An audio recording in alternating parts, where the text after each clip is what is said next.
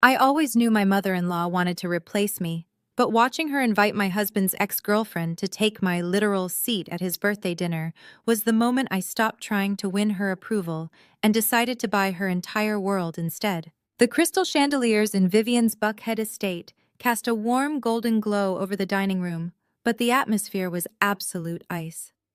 It was my husband Julian's 35th birthday, and the room was packed with Atlanta's African-American elite. These were the legacy families, the doctors, the judges, the descendants of civil rights royalty who had guarded their generational wealth and social standing for decades. I was not one of them. I grew up on the working-class side of the city, building my commercial real estate empire from the ground up through proxy companies and relentless grind. Vivian never let me forget my origins. To her, I was an interloper, a self-made upstart who lacked the proper pedigree to carry her family name. I had stepped away to the powder room to take a brief call from my property manager.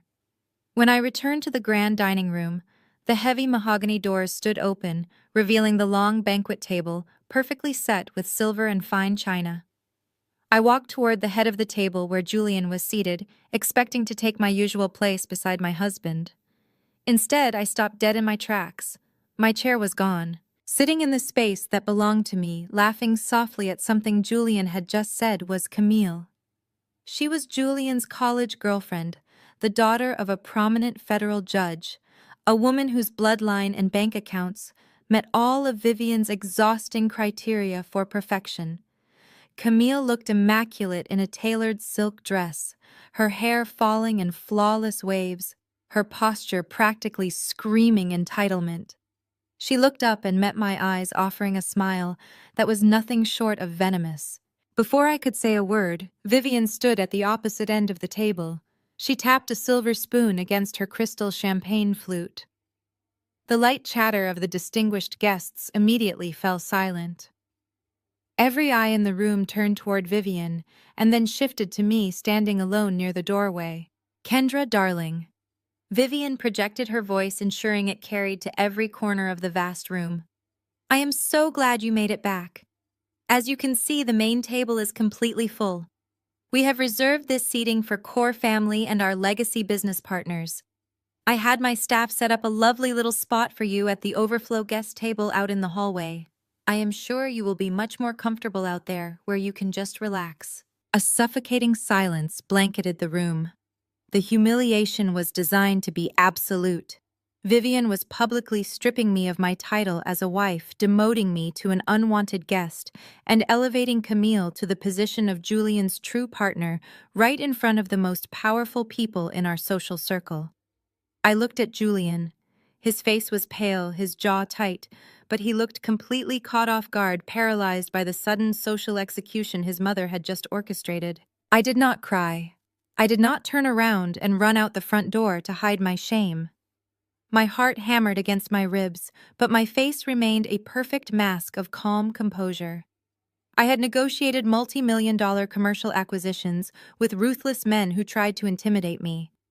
I was not about to be bullied out of my own marriage by an insecure woman clutching her pearls. I walked slowly into the room, my heels clicking rhythmically against the imported marble floor. I completely ignored the hallway and walked straight toward a heavy antique velvet chair, sitting idly against the far wall. I grasped the carved wooden back and dragged it across the floor. The loud scraping sound echoed through the silent dining room, grating against the pristine atmosphere. I pulled the chair right up to the head of the table where Julian and Camille sat.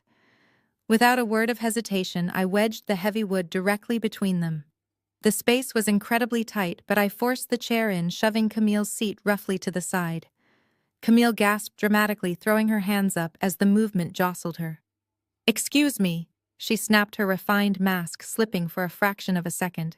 "You are completely crushing my silk dress. There is no room here for you, Kendra." I sat down gracefully, smoothing my skirt and adjusting my napkin. I turned my head slowly and looked Camille dead in the eye. My voice was quiet, but carried the kind of authority that commanded the entire room. "You are more than welcome to sit in the hallway if you need more space, Camille. I hear the overflow table is lovely this time of year." Someone down the table choked on their wine. Camille's mouth fell open in shock, her dark eyes wide with indignation. She looked instantly toward Vivian, waiting for the matriarch to intervene and restore the natural order of their high society hierarchy. Vivian's face contorted with rage. She slammed her crystal glass down on the table, spilling champagne over the pristine white linen. "Kendra," she hissed, marching toward our end of the room. "This is exactly the kind of ghetto self-made aggression I have always warned Julian about. You have absolutely no class. You cannot simply barge in and ruin an elegant evening with your abrasive behavior. Camille is an honored guest here to discuss a vital family venture, and you are acting like a common street brawler." I kept my posture relaxed, leaning back in my chair and meeting my mother-in-law's furious glare. "I am sitting next to my husband Vivian," I replied, my tone completely even. "If holding my rightful place in my marriage is what you consider abrasive, then you should prepare yourself to be uncomfortable for a very long time." Julian finally found his voice. "Mom enough," he said, standing up slightly. "Kendra is my wife. She sits next to me. Camille, you can move down a few seats." Camille looked absolutely mortified, but she stood up and quickly relocated down the table, her cheeks burning with humiliation. Vivian stood there, breathing heavily, her chest rising and falling, as she glared at me with unfiltered hatred. For a woman who prided herself on absolute control, being defied in her own dining room was the ultimate insult. "Please," Julian pleaded, looking from me to his mother. "Can we just get through this dinner? It is my birthday. I just want peace tonight." Vivian plastered a tight, highly artificial smile on her face and turned back to her guests. "Let us continue," she announced, her voice trembling slightly with suppressed rage. "We will not let a lack of decorum ruin our celebration." The dinner that followed was a masterclass in psychological warfare. The catering staff served exquisite courses, but the food tasted like ash. Vivian deliberately guided every conversation toward topics designed to exclude me. She praised Camille's family lineage, discussing the philanthropic foundations Camille's grandfather had established. She brought up old vacation memories from when Julian and Camille dated, painting a picture of a perfect past that I had supposedly interrupted. I sat there quietly, cutting my steak and sipping my water. I refused to give them the reaction they wanted. I knew that losing my temper would only validate Vivian's narrative that I was an unrefined outsider. I contributed to the conversation only when spoken to directly by other guests, keeping my answers sharp, intelligent, and undeniably professional. I could feel Julian's tension beside me, his knee bouncing nervously under the table as he tried to navigate the minefield his mother had laid out. As the plates were cleared and the staff began pouring coffee and serving dessert, Vivian left her seat at the opposite end of the table. She glided around the room, playing the perfect hostess, smiling and touching the shoulders of her wealthy friends. When she reached our end, she stopped directly behind my chair. She leaned down, placing a hand on the back of my velvet seat, her expensive perfume cloaking the air around me. She lowered her face until her lips were just inches from my ear. Her voice was a soft, venomous whisper meant only for me. The quiet clinking of expensive silverware against bone china suddenly felt deafening. Vivian was not a woman who accepted defeat gracefully. Her face, usually tight with expensive treatments and practiced composure, flushed a deep shade of crimson. She looked around the table at her wealthy friends, her legacy partners, and the federal judges who formed the backbone of her social fortress. She needed to regain control of the narrative, and she needed to do it immediately. Vivian pressed a linen napkin to her chest, her eyes wide, performing a masterclass in victimhood. She sighed, a long, trembling sound designed to draw every drop of sympathy from the room. "I must apologize to all of you," Vivian announced, her voice dripping with manufactured sorrow. "I truly tried. I opened my home and my heart hoping that Julian's wife could learn our ways. But as we can all plainly see, this ghetto self-made aggression is simply woven into her fabric. You can dress a person in designer labels, but you cannot buy them class. I am so sorry that my son's birthday has been tainted by such an unrefined outburst." The guests offered polite, uncomfortable murmurs of agreement, carefully avoiding my gaze. Camille, sitting just down the table, looked vindicated, her posture straightening as she nodded along with Vivian's cruel assessment.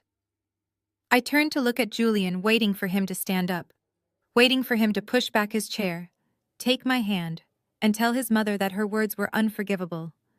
I waited for the man I married to protect the sanctuary of our relationship. Instead, Julian reached under the table and placed his hand over my knee.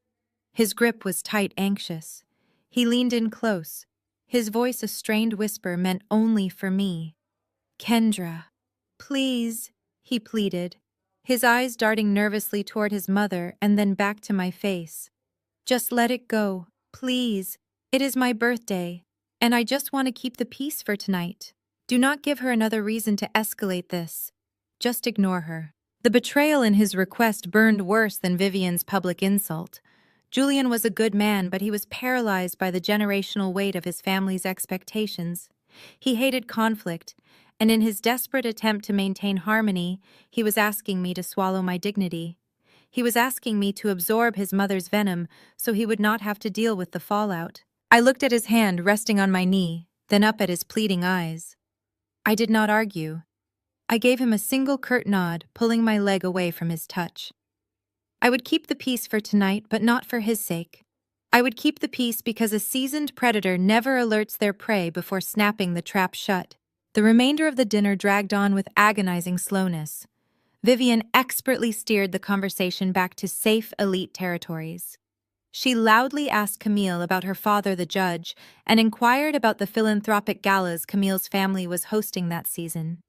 Camille preened under the attention, deliberately projecting her voice, so I would not miss a single detail of her perfectly curated generational wealth lifestyle. She reminisced with Julian about a summer they had spent sailing in Martha's Vineyard during their college years, constructing a vivid picture of a shared history that I could never touch. I sat perfectly still, my expression unreadable.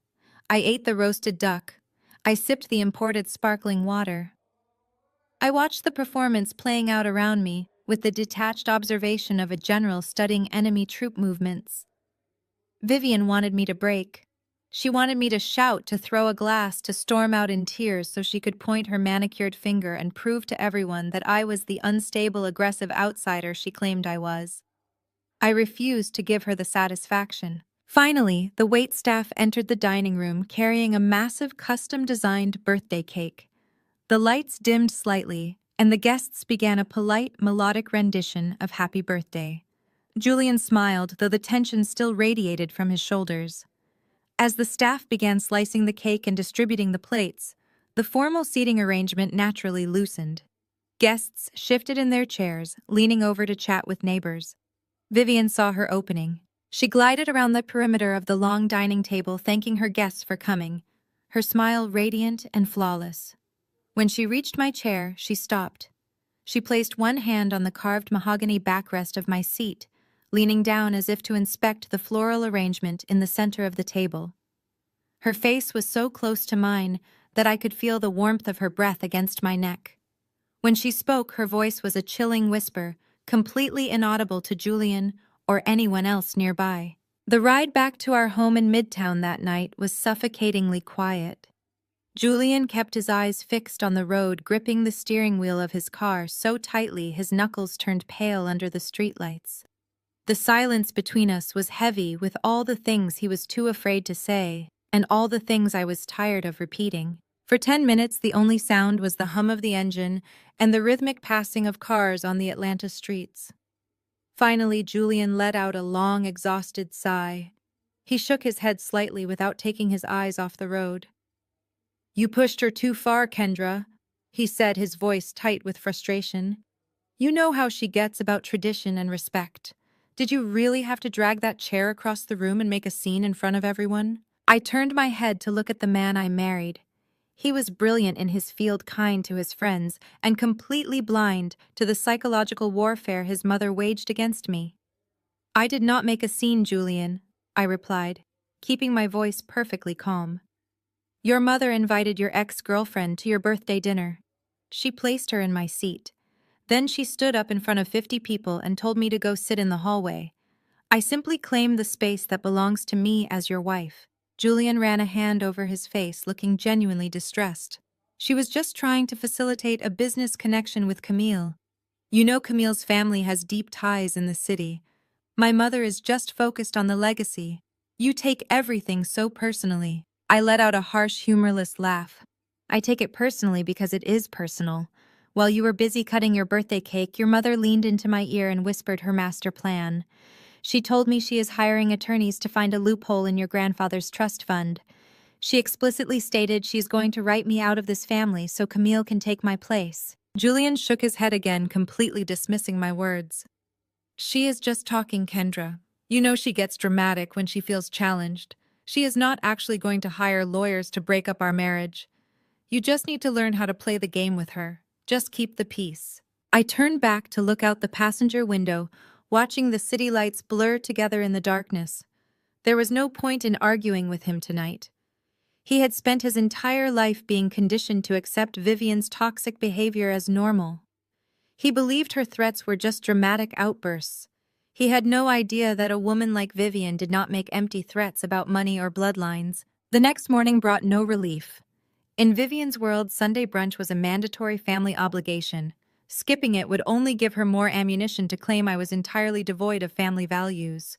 So I woke up, put on a flawless tailored pantsuit, and prepared myself for the next battle. I refused to hide in my house and give her the satisfaction of thinking she had intimidated me. When Julian and I arrived at the estate, the bright Georgia sunlight streaming through the massive windows did nothing to thaw the freezing atmosphere. Vivian was holding court in the solarium, sipping a mimosa and chatting with a few lingering guests from the night before. Camille was thankfully absent, but her ghost hovered over the room like a thick fog. Vivian greeted Julian with a warm embrace and completely ignored my presence. I walked straight to the coffee station, pouring myself a cup with steady hands.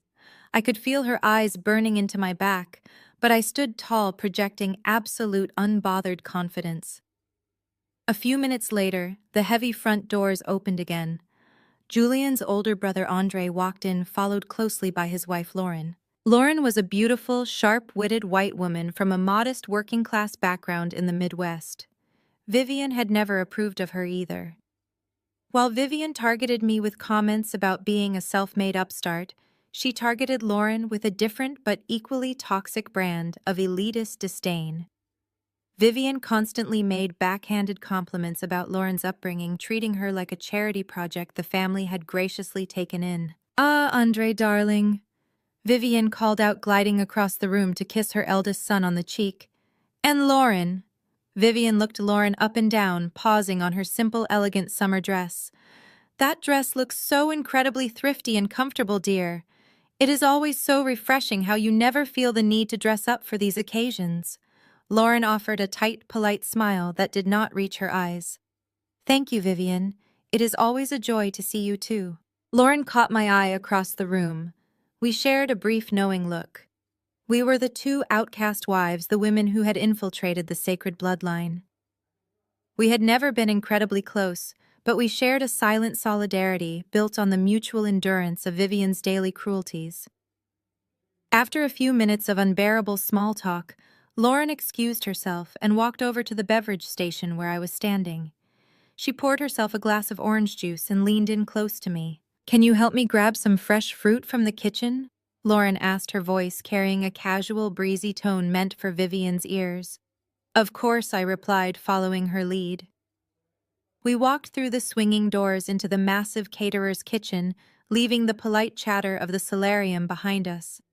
The moment the doors swung shut, isolating us from the rest of the family, Lauren dropped the polite smile completely. Her shoulders slumped, and she let out a long breath.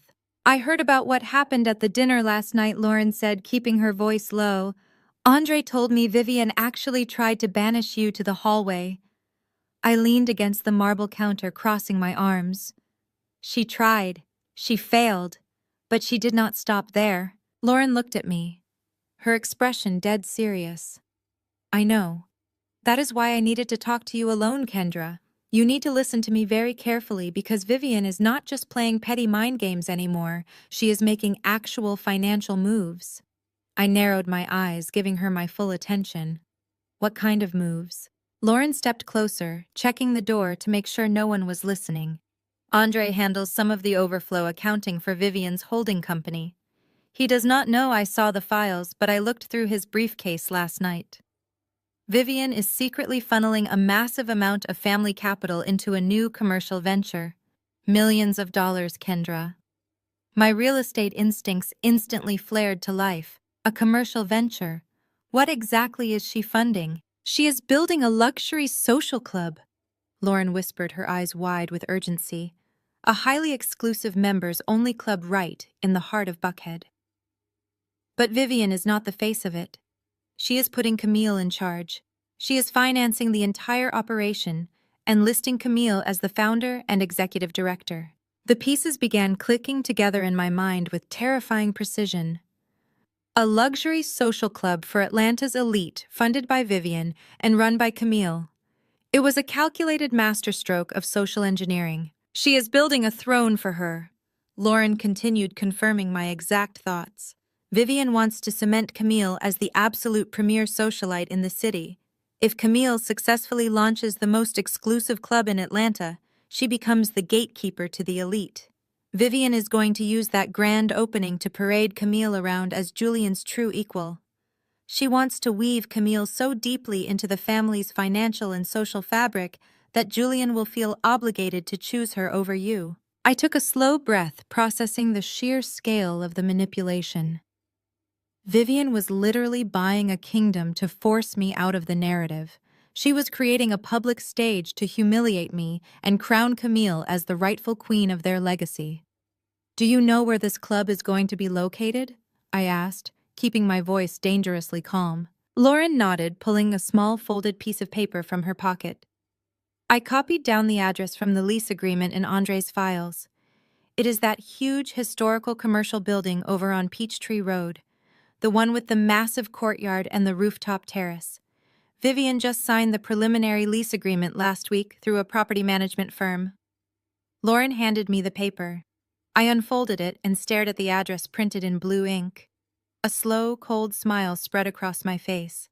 The property Lauren had just described was one of the most coveted commercial spaces in Buckhead. It was a crown jewel of real estate. I knew the building intimately. I knew its square footage. I knew its zoning permits. I knew the exact condition of its roof and the structural integrity of its foundation. I knew all of this because my invisible real estate empire, operating under a completely untraceable proxy LLC, had quietly purchased that exact building outright 3 weeks ago. The real test of my composure came later that week on a rainy Wednesday evening. Atlanta was experiencing one of those relentless southern downpours that turned the streets into slick mirrors. Julian came home from work looking exhausted, his tie loosened and his shoulders slumped. He dropped his briefcase by the door and asked if I could grab his laptop bag from the passenger seat of his car while he took a quick shower. I grabbed an umbrella and walked out to the garage. I opened the passenger door of his sleek sedan and reached for the leather laptop bag resting on the seat. My hand brushed against something soft. Tucked carefully beneath the bag, almost completely hidden from view from the driver's seat, was a camel-colored cashmere coat. Resting right beside it was a heavy crystal bottle of Maison Francis Kurkdjian perfume. I did not need to check the label to know who it belonged to. The scent was aggressively familiar, hanging in the enclosed space of the car like a toxic cloud. It was Camille's signature fragrance. I stood in the quiet garage, the sound of the rain pounding against the roof echoing the sudden hammering of my heart. This was not a mistake. Women who wear $3,000 coats do not simply forget them in the passenger seat of a car. They leave them as markers. They leave them as territorial flags meant to be discovered by the wife. It was a calculated message from Camille designed to make me question my husband and lose my mind with jealousy. I gathered the coat and the heavy perfume bottle, leaving the laptop bag behind. I walked back inside the house and placed the items directly in the center of the kitchen island. When Julian came downstairs, drying his hair with a towel, he stopped dead in his tracks.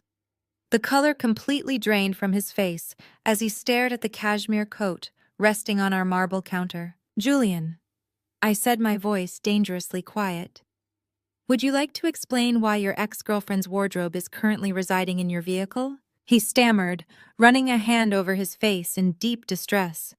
"Kendra, I promise you it is not what it looks like. My mother ambushed me. She called my office and said she had a crucial networking lunch with a potential corporate investor for my firm. When I got to the restaurant, Camille was sitting at the table. My mother claimed Camille's car would not start and heavily guilted me into driving her back to her condo. I dropped her off at the curb and drove straight home. I had no idea she left her things in the car. I looked at my husband. I knew he was telling the truth about the timeline. Julian was terrible at lying, but he was also terribly weak when it came to setting boundaries with his mother. He was so desperate to avoid conflict that he was allowing Vivian to actively disrespect our marriage and use him as a pawn. "It was just a ride," Kendra Julian pleaded, stepping closer but afraid to touch me. "My mother orchestrated the whole thing just to get under your skin. If you react, you let her win. Just throw the stuff away. Please do not make this a bigger deal than it is." I did not raise my voice. I did not throw the crystal perfume bottle against the wall or dissolve into tears. I looked at the man I loved and realized that protecting our peace was solely my responsibility because he was too conditioned by his family's wealth and status to fight back. I simply folded the expensive cashmere over my arm, picked up the perfume bottle, and took my car keys from the counter. "I am not making it a big deal, Julian," I said, walking calmly toward the door. "I am just returning what does not belong to us." I drove through the slick, rain-soaked streets of Buckhead, my mind operating with absolute icy precision. I pulled up to the towering glass facade of Camille's luxury high-rise. The valet attendant rushed forward with an umbrella, but I waved him away, keeping my engine running in the circular driveway. I picked up Julian's phone, which I had grabbed off the counter before leaving, and sent a brief text to Camille. "Come down to the lobby. You left something in my car." I stepped out into the humid Georgia night air.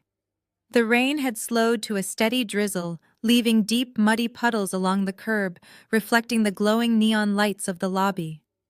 5 minutes later, the revolving glass doors spun open. Camille strutted out wearing a smug, expectant smile.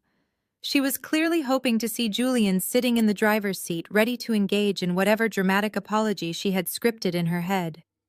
Instead, she found me leaning against the hood of my SUV, holding her precious belongings. Her smile faltered for a fraction of a second, before quickly returning as a patronizing elite smirk. "Kendra," Camille said, stepping cautiously under the awning to protect her blowout. "How incredibly sweet of you to play delivery girl. I was wondering where I left those. I suppose Julian was just too busy to drop them off himself." I walked slowly away from my vehicle, stepping directly into the rain. I stopped right at the edge of the curb where the water had pooled into a thick, dirty puddle. "You did not leave them, Camille," I said, my voice carrying clearly over the sound of the passing traffic. "You planted them. There is a distinct difference between being careless and being desperate." Camille crossed her arms, attempting to look bored, but her eyes tracked my hands.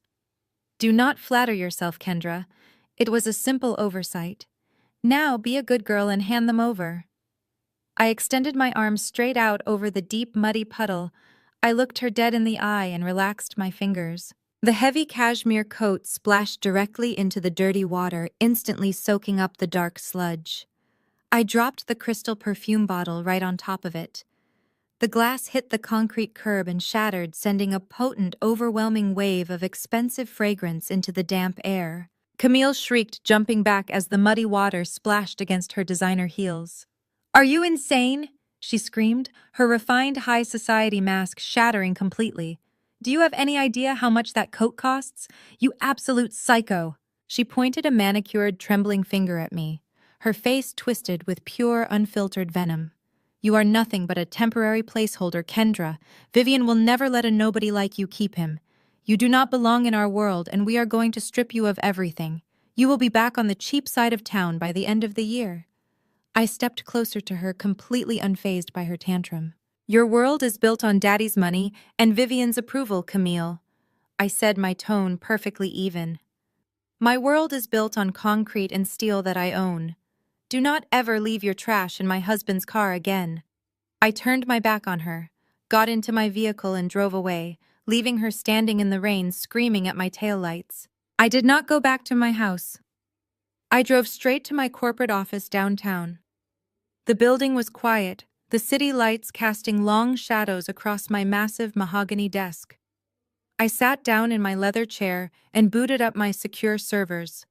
Lauren had given me the address of the upcoming social club in Vivian's kitchen, but I needed to see the actual paper trail with my own eyes. I pulled up the commercial leasing agreements for Apex Holdings. That was one of my most lucrative proxy corporations, a shell company I used to acquire prime real estate without attaching my name to the deeds. I opened the newest digital file and scanned the pages. There it was. A newly signed 10-year commercial lease for a massive historical building on Peachtree Road. The tenant listed was a newly formed luxury social club entity. The executive director listed on the paperwork was Camille. The primary financial guarantor, legally binding herself to the massive monthly rent payments and strict building codes, was Vivian. I leaned back in my chair and smiled into the empty room. Vivian had already handed over a fortune in non-refundable deposits to secure this lease. She was pouring millions into renovating the property to make it the absolute crown jewel of Camille's new social empire. They were tying their entire reputations and their finances to this building. They were completely at my mercy. If they missed a single permit deadline, if they violated a single noise ordinance clause in that ironclad lease, I could legally evict them overnight and seize all their renovation investments. Vivian was literally funding my proxy company to build a magnificent stage for her own destruction. She had walked right into a financial trap that I did not even have to set. All I had to do now was sit back, collect her monthly rent checks, and wait for the perfect moment to drop the guillotine. For the next week, I went about my business exactly as usual. I smiled at Julian over morning coffee. I reviewed commercial blueprints. I waited for Vivian to make her next move. I knew she would not take the incident with Camille's ruined coat lightly. Vivian was a woman who demanded immediate retaliation. The retaliation arrived on a Tuesday afternoon. I was sitting at my desk reviewing a multi-million-dollar acquisition contract when the glass front door of my office swung open. The sharp clicking of designer heels against the concrete floor echoed through the open space. I did not even need to look up to know who it was. The overwhelming scent of heavy, expensive floral perfume arrived a full second before she did. Vivian stood in the center of my modest reception area, looking around with an expression of sheer, unadulterated disgust. She was dressed in a tailored emerald green suit, clutching a Birkin bag like it was a shield against the commoners. She slowly removed her sunglasses and let her eyes roam over the exposed ductwork and the simple wooden desks where my two administrative assistants sat, frozen in surprise. She looked at my office the way one might look at a roadside accident. "Kendra, darling." Vivian projected her voice, ensuring every syllable dripped with condescension. "Is this where you spend your days playing businesswoman? It is terribly rustic. I suppose it has a certain charming struggle to it." I calmly closed my laptop, placing my hands flat on the desk. My assistants knew better than to intervene. I gave them a subtle nod and they quietly excused themselves to the break room, leaving me alone with my mother-in-law. "Vivian," I said, my voice steady and professional, "to what do I owe the pleasure of this unannounced visit? I usually require clients to schedule appointments." Vivian let out a sharp, patronizing laugh. She walked toward my desk, trailing a perfectly manicured finger along the edge of a filing cabinet, checking for dust. "Oh, I am certainly not a client," she scoffed. "I just happened to be in this dreary part of town and thought I should drop in. I wanted to see this little hobby of yours with my own eyes. Julian is always so defensive about your little house-flipping projects. I must say, seeing it in person explains a lot. It is exactly what I expected from someone of your background. Small, unrefined, desperately clinging to the illusion of success." I leaned back in my chair, observing her. She was trying to provoke me. She wanted me to feel small in my own territory. "My business suits me perfectly, Vivian," I replied. "What do you actually want? You do not brave traffic just to critique my interior design." Vivian stopped pacing. She stood directly in front of my desk, looking down at me with cold, calculating eyes. The faux pleasantry vanished from her face, replaced by the ruthless matriarch who ruled her family with an iron fist. "I am here about family obligations, Kendra. Something you seem to fundamentally misunderstand," she stated, her tone sharpening. As you know, the annual Atlanta Heritage Gala is approaching. It is a highly exclusive philanthropic event. The legacy families of this city do not just attend. We sponsor. We fund the initiatives that keep our society functioning. I knew exactly what the Heritage Gala was.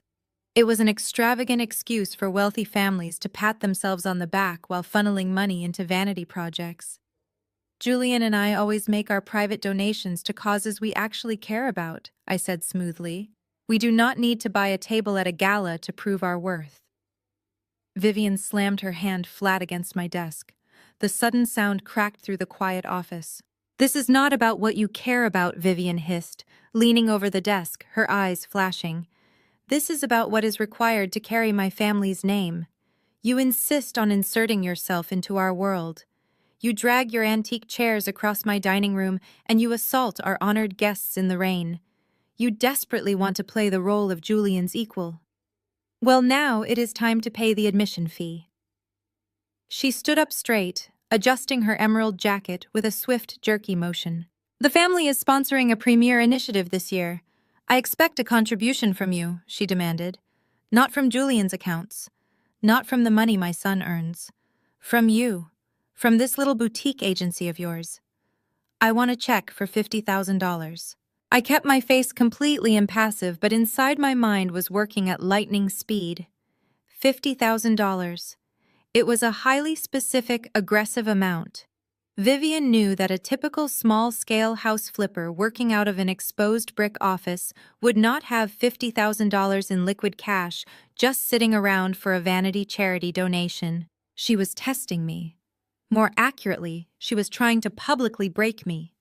She fully expected me to gasp at the number. She expected me to stammer and make excuses. She wanted me to admit that I could not afford it so she could run back to Julian and her high society friends and declare that I was nothing but a broke gold digger leeching off her son's wealth. But there was a second layer to her demand, a much darker, more manipulative layer that I saw right through. Lauren had warned me just days ago. Vivian was secretly funneling massive amounts of capital into Camille's new luxury social club. Renovating that massive commercial building on Peachtree Road was bleeding Vivian's accounts dry. She was cash-heavy in investments, but likely cash-poor in liquid assets right now because of the massive construction overhead.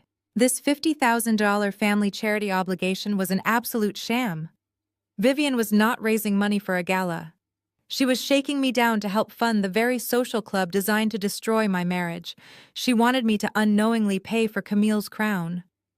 Vivian watched my silence and misinterpreted it as panic.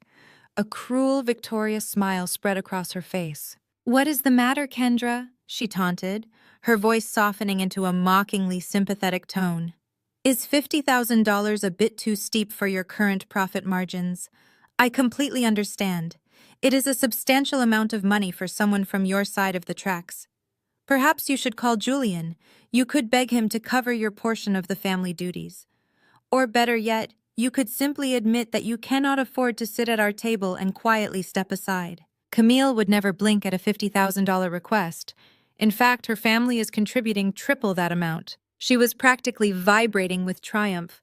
She thought she had me backed into a corner with no way out. If I refused, I was a broke embarrassment who did not belong in their legacy. If I went to Julian, I was a helpless burden relying on his money just like she always claimed. I looked at the woman who had made my life a living hell for years. I looked at the tailored suit, the diamonds, the arrogant posture of someone who had never actually built a single thing with her own two hands. I did not break eye contact. I slowly opened the top drawer of my desk. I bypassed the standard business checkbook for the boutique agency she thought I ran. Instead, I reached further back and pulled out a thick leather-bound checkbook linked to one of my primary proxy holding companies. The same holding company that currently owned her precious social club building. I laid the checkbook flat on the desk. I uncapped my fountain pen. $50,000, Vivian. I asked, my voice casual, relaxed as if we were discussing the price of a cup of coffee. Is that all? I would hate to underfund such a vital family initiative. Vivian's victorious smile faltered. Her eyes darted to the leather checkbook, and then back to my face, a flicker of genuine confusion crossing her features. She opened her mouth to speak, but no words came out. I smoothed the crisp paper of the check. I was about to write her a $50,000 ticket straight into my trap. I was going to hand her the very rope she would use to hang her own legacy. Let her take my money. Let her funnel it to Camille. Let them both build their gorgeous little empire on my land. Because when the time came to collect, I was going to take everything they had, and I was going to enjoy it. The silence in my office was so absolute I could hear the faint hum of the air conditioning vents overhead. Vivian stood frozen, her perfectly manicured hands gripping the edge of her designer handbag so tightly her knuckles were white. She stared at the thick leather checkbook resting on my desk as if it were a loaded weapon. $50,000, she repeated, her voice losing its previous arrogant musicality. Her eyes darted from the checkbook to my face, searching for the trick. You cannot possibly have that kind of liquid capital sitting in a boutique agency account. I smiled calmly, unscrewing the cap of my fountain pen. The gold nib caught the light from the overhead fixtures. I do not keep my primary capital in this agency account, Vivian, I replied, my tone smooth and conversational. This agency is just a passion project. The checkbook you are looking at belongs to one of my private holding companies. But you do not need to worry about my corporate structure. You only need to worry about spelling the name of your charity gala correctly so the funds clear without any delay. Vivian swallowed hard. The superiority she had walked in with was rapidly dissolving into deep, uncomfortable confusion. She had come here to humiliate a working-class girl, to put me in my place, and prove that I was nothing but a financial burden on her son. Instead, she was watching me casually prepare to write a check that most people did not earn in an entire year. You are bluffing, Vivian stated, her chin lifting as she tried to reconstruct her matriarchal armor. You are trying to put on a show to save face. Julian must have given you access to a secondary account. I did not flinch. I placed the pen against the crisp paper and began to write. Let us get something very clear between us, Vivian, I said, my voice dropping an octave, carrying a cold, hard authority that made her physically step back. Julian and I keep our finances entirely separate. He has his trust fund and his corporate salary, and I have my investments. I have never asked your son for a single dime. I filled out the date with precise flowing strokes. You love to parade around Atlanta acting as though your bloodline makes you royalty, I continued, not looking up from the check. You look down on me because I grew up on the south side of the city, because I actually had to work for my first dollar. But you and I both know the truth about your own legacy, do we not? Vivian gasped, a sharp intake of breath. How dare you speak to me like that? I looked up, meeting her furious gaze. I dare because I know how to read a balance sheet, Vivian. You were not born into generational wealth. You married a man who had it. You spent your entire adult life guarding his family vault, terrified that someone would realize you were just a lucky guest who managed to get her name on the deed. You hate me because you look at my background and you see exactly where you started. She turned a deep shade of crimson, her chest heaving with indignation. I built this family, she hissed, her voice trembling with suppressed rage. I protected our standing in society. I ensured that our name commands respect in every boardroom and ballroom in this state. I finished writing the $50,000 amount in bold black ink. And you did an excellent job, I replied, signing my name with a flourish. You married a fortune, Vivian. But I became the bank. There is a massive difference in how we operate. You spend money to buy applause. I spend money to buy power. I tore the check from the book. I held it out, holding the slip of paper steady in the quiet room. Vivian stared at the check. I could see the intense conflict raging behind her eyes. Her pride demanded that she refuse the money, that she throw it back in my face and storm out of my office. But her greed and her desperate need for liquid cash to fund Camille's social club overrode her dignity. She needed this $50,000 to keep the renovations on Peachtree Road moving forward. She needed my money to fund the very weapon she planned to use against me. She snatched the check from my fingers. She glanced down at it, her eyes scanning the Proxy LLC name printed at the top left corner. It was a generic corporate name, carefully chosen to reveal absolutely nothing about my real estate empire. She carefully folded the check and slipped it into her Birkin bag, her posture stiffening as she attempted to reclaim her high society persona. "You think this proves something," Kendra Vivian said, her voice returning to its usual icy condescension. "You think writing a check buys you a permanent seat at my table? It does not. Money without lineage is just a lottery ticket. You will always be a temporary visitor in our world. Enjoy playing the wealthy businesswoman while it lasts." She turned on her heel and marched toward the glass door, her emerald green suit flashing under the fluorescent lights. "Invest it wisely, Vivian," I called out just before she reached the exit. I would hate to see such a generous family contribution go to waste on a failed venture. She did not turn around. She pushed the door open and walked out into the humid afternoon air, leaving a heavy trail of perfume in her wake. I spent the rest of the afternoon operating in a state of absolute clarity. I reviewed lease agreements, approved architectural drafts for another property out of state, and finalized a commercial acquisition in Charlotte. The encounter with Vivian had not drained me, it had energized me. I felt the thrill of a predator patiently watching its prey wander blindly into the tall grass. By 6 o'clock, the office had emptied out. My assistants had gone home for the evening, leaving me alone to wrap up my final emails. Outside the large windows, the Atlanta skyline was beginning to light up, the fading sunlight reflecting off the glass towers downtown. I packed my laptop into my bag and reached for my phone, checking to see if Julian had messaged about dinner. He had been quiet all day, likely still stressed about the tension between his mother and me.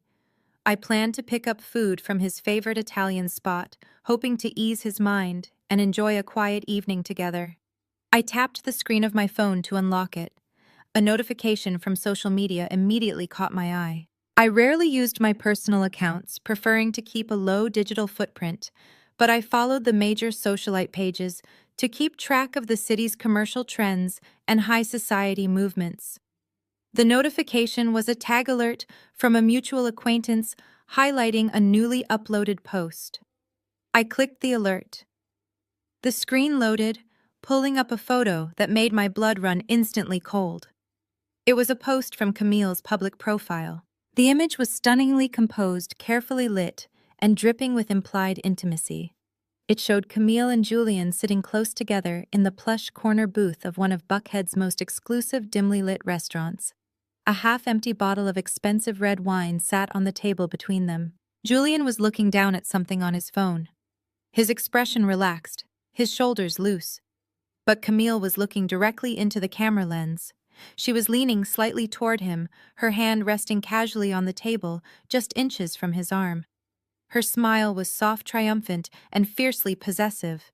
The photo had been aggressively edited, filtered to perfection to make them look like a glamorous power couple stepping out for a romantic evening. But it was the caption beneath the photo that sent a shockwave of pure adrenaline straight to my heart. Camille had written, "Some bonds are just meant to be. Legacy over everything." She had included a heart emoji and directly tagged Vivian's social account in the post. I stared at the image, the soft glow of my phone screen illuminating the dark office. The timestamp showed the photo had been posted less than 2 hours ago. Right around the time Vivian was marching out of my office with my $50,000 check. Vivian had gone straight from shaking me down for cash to orchestrating a highly public, intimate photo op between my husband and his ex-girlfriend. She was actively pushing the narrative to the public, actively planting the seeds of our divorce in the minds of Atlanta's elite. I did not throw my phone. I did not scream or break down in tears.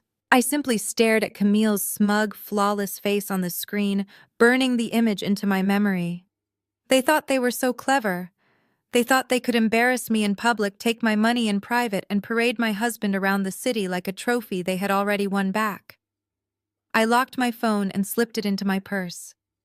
The quiet peace of the evening was gone, replaced by a cold, calculating fury that sharpened all my senses. It was time to stop playing defense. It was time to show Julian exactly what kind of women he was allowing to control his life, and then it was time to burn their entire kingdom to the ground. I placed my phone dead center on the marble island, the screen locked and waiting. I sat on a bar stool, took a slow sip of my wine, and I waited. Julian arrived 30 minutes later. I heard the heavy thud of the front door closing and the familiar sound of his keys dropping into the ceramic bowl in the foyer.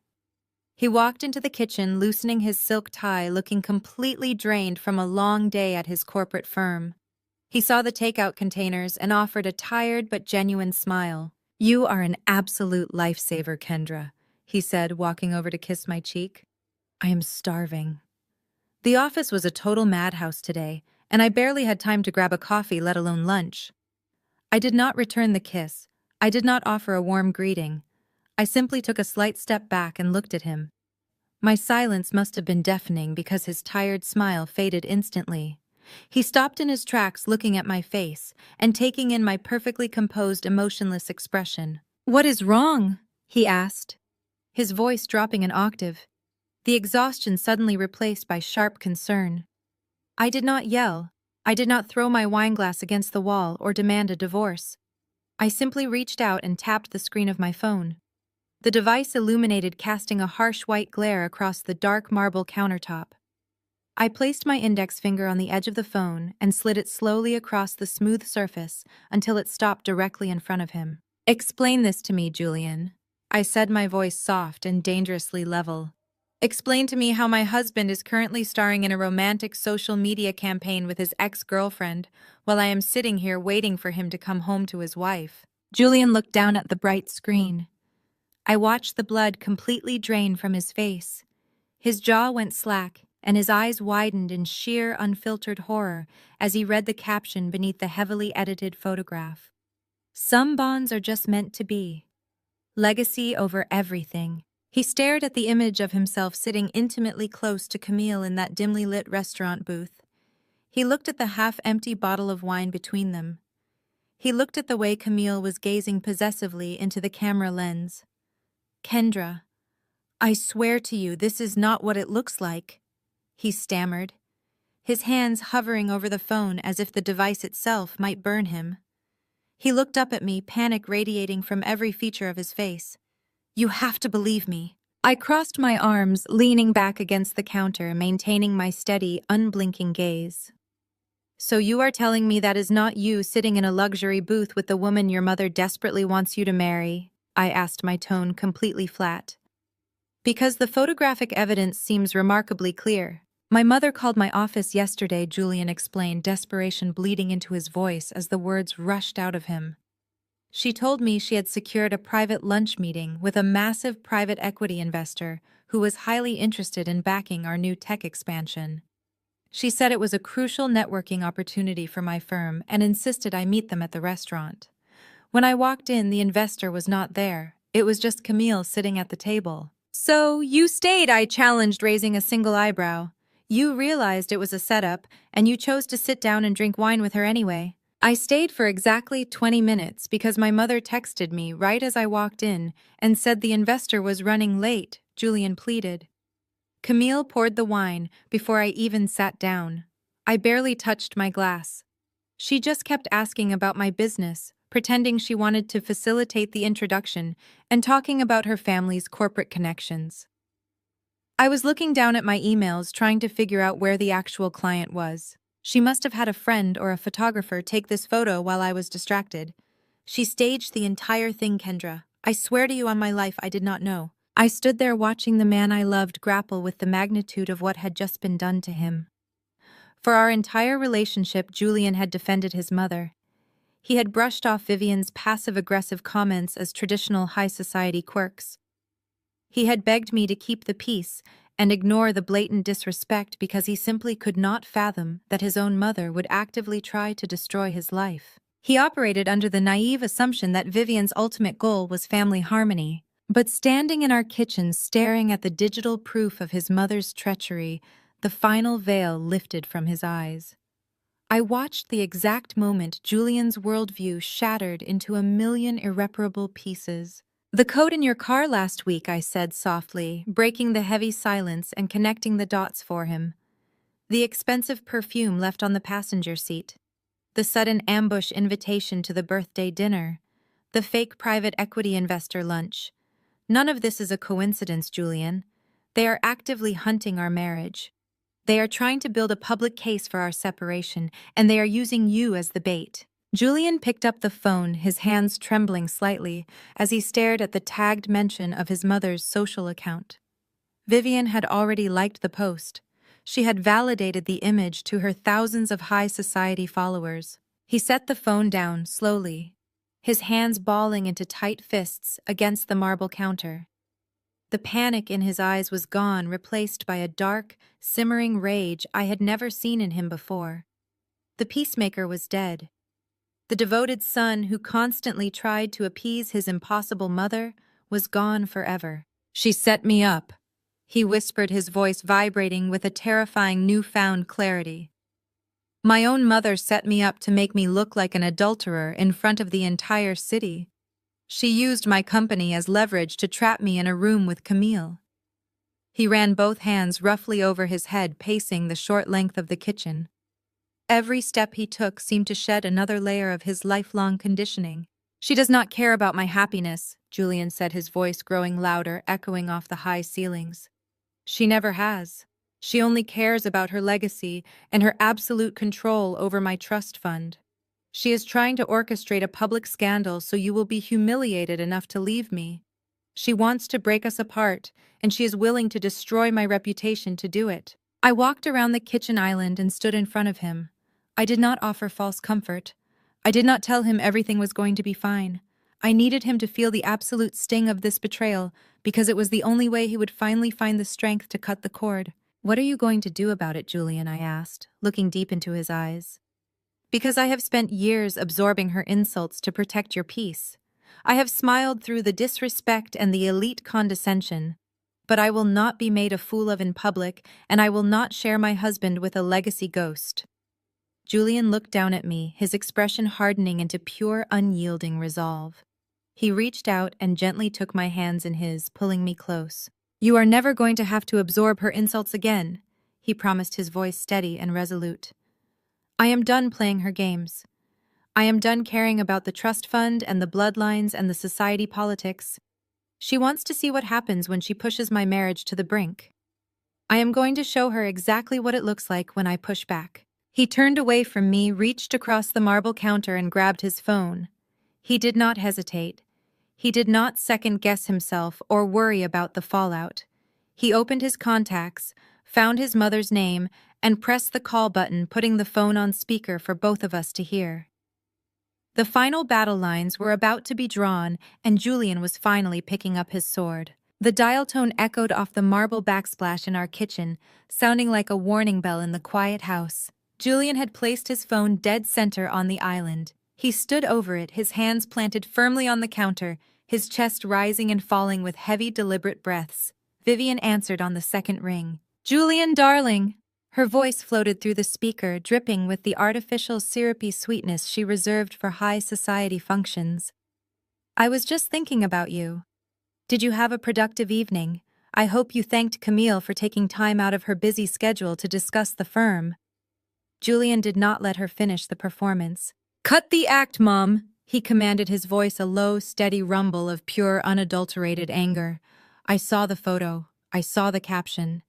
You lied to me about a corporate investor just to trap me in a restaurant booth with my ex-girlfriend so she could stage a photo op for the entire city to see." The silence on the other end of the line was absolute.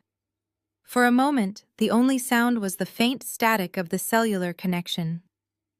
Vivian was calculating her next move, realizing her son was not calling to apologize or smooth things over.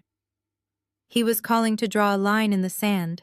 "I was trying to help your career, Julian," Vivian finally replied, her tone shifting from sweet to sharply defensive. "Camille has incredible connections. If she happened to post a lovely photo of the two of you catching up, that is hardly a crime.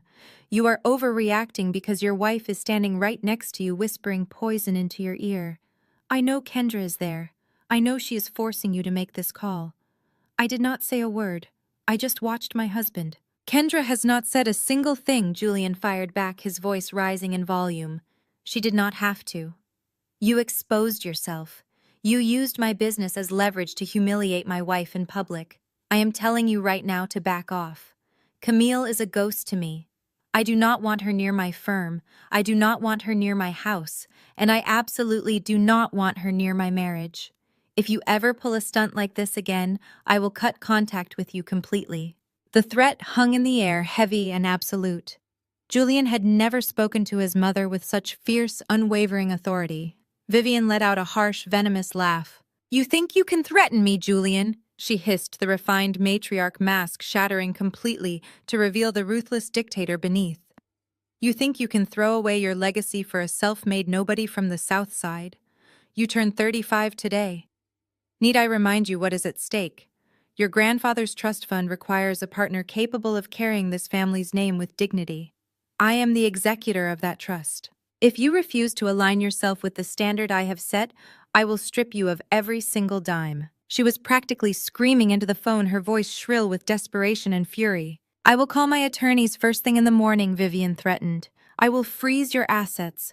I will invoke the morality clause, and I will transfer your entire portion of the estate directly to your brother. Andre and Lauren know how to respect this family. Andre knows how to play his part. I will gladly hand your empire over to them and leave you and your little house flipper to fend for yourselves. You will have absolutely nothing." She was trying to use the ultimate financial weapon to force his surrender. She expected Julian to panic at the thought of losing millions of dollars. She expected him to beg for forgiveness to save his inheritance. Before Julian could even respond, a new voice came through the speaker. "Keep your money, Vivian." Julian and I both froze, looking at the phone in shock. It was Lauren. My white sister-in-law must have been standing right there in the room with Vivian. Vivian frequently forced Andre to come over late in the evening to review accounting documents for her holding companies, and Lauren often accompanied him. The audio feed shifted slightly, as if someone had stepped closer to the phone. Lauren's voice was crystal clear, entirely devoid of fear and laced with pure Midwestern grit. "We do not want a single cent of Julian's trust fund," Lauren stated publicly, over the open line, refusing to back down. "Andre and I have sat here for years, watching you manipulate and belittle people just because you hold the purse strings. You treat me like a charity case, and you treat Kendra like a threat. But we are not your financial weapons, Vivian. You cannot buy our loyalty, and you cannot use us to terrorize Julian's marriage. Keep your toxic money. We refuse to be part of your game." I could hear the sharp intake of breath from Vivian. She was completely blindsided. In her quest to isolate me and control Julian, she had drastically underestimated the silent solidarity building between the outcasts of her own family. Lauren had just openly defied her in her own home, rejecting the very wealth Vivian used to control them all. "How dare you speak to me in my own house?" Vivian shrieked, her voice trembling with absolute outrage. "Andre, get your wife under control this instant." "Mom, we are leaving." Andre's voice echoed faintly in the background, firm and exhausted. "Lauren is right. You have gone way too far this time. We are done for the night." The sound of footsteps faded away, followed by the heavy slam of a door. Vivian was left standing completely alone, holding a phone that was rapidly becoming the instrument of her own demise. Julian leaned down close to the speaker. "You heard them, Mom," he said quietly. "Your money cannot buy you a family anymore. Do not contact me again until you are ready to respect my wife." He reached out and tapped the red button ending the call. The kitchen plunged back into silence. Julian exhaled a long, shaky breath and slumped against the counter, burying his face in his hands. The adrenaline was fading, leaving behind the raw, emotional exhaustion of cutting ties with the woman who had raised him. I stepped forward and wrapped my arms around his shoulders, holding him tight. He leaned into my embrace, burying his face in my neck, holding on to me like a lifeline. He had finally chosen our peace over her legacy, and he had done it beautifully. But I knew the war was not over. A narcissist backed into a corner does not surrender. They escalate. Vivian had just lost control of her sons, and her financial threats had been rendered completely useless. She was desperate, and desperate people make massive, reckless mistakes. My prediction proved terrifyingly accurate less than 48 hours later. I was sitting in my downtown office, reviewing commercial lease agreements, when my phone began buzzing relentlessly with notifications. My proxy property manager had sent me an urgent marked email followed immediately by several news alerts from Atlanta's premier high society and business publications. Vivian was panicking. She realized that Julian was slipping through her fingers and that her attempts to quietly orchestrate a divorce were failing. To save face and lock Camille's status into the public record before the family fractured entirely, Vivian had decided to accelerate her master plan. She was moving the timeline up drastically. I opened the top news alert on my screen. It was a highly publicized, aggressively marketed press release distributed to every major media outlet in the city. The headline blared across the screen announcing the grand opening of the Magnolia Club, an ultra-exclusive members-only luxury social venue located on Peachtree Road. Vivian had bypassed the soft launch entirely and pushed the grand opening gala up to this coming weekend, but it was the second paragraph of the press release that served as Vivian's ultimate weapon. She had included a glowing, highly detailed quote explicitly introducing Camille as the visionary founder and the absolute future of the family legacy. The release praised Camille's impeccable bloodline and her unmatched ability to carry the torch of Atlanta's elite. It was a clear, undeniable public declaration. Vivian was crowning Camille as the queen of society and attempting to humiliate me by proxy. She was throwing millions of dollars into this opening night to create a spectacle so grand that Julian would be forced to attend and acknowledge Camille's superior standing. I sat back in my leather chair staring at the glowing screen. Vivian was rushing the opening of her glorious empire. She was sending out invitations to the mayor, to federal judges, to corporate titans, and to the press. She was begging the entire city to put their eyes on that massive historical building on Peachtree Road. She had absolutely no idea that she was inviting the entire city to watch me lock the doors. I picked up my office phone and dialed the number for my lead corporate attorney. He answered on the first ring. "Prepare the default notices," I commanded, my voice sharp and entirely devoid of mercy. "Pull the commercial lease agreement for the Magnolia Club. I want every single breach of contract highlighted. Check the noise ordinances, check the unapproved renovation permits, check the timeline for the non-refundable deposit structures. Box them in from every single legal angle." I hung up the phone and looked out the window at the sprawling Atlanta skyline. Vivian wanted to play a high-stakes game of public humiliation. She wanted to use her wealth to crush my spirit and steal my husband. She had scheduled her grand coronation for this Saturday night, expecting me to cower in the shadows. I opened my calendar and blocked out my Saturday evening. I was going to RSVP to the event of the season.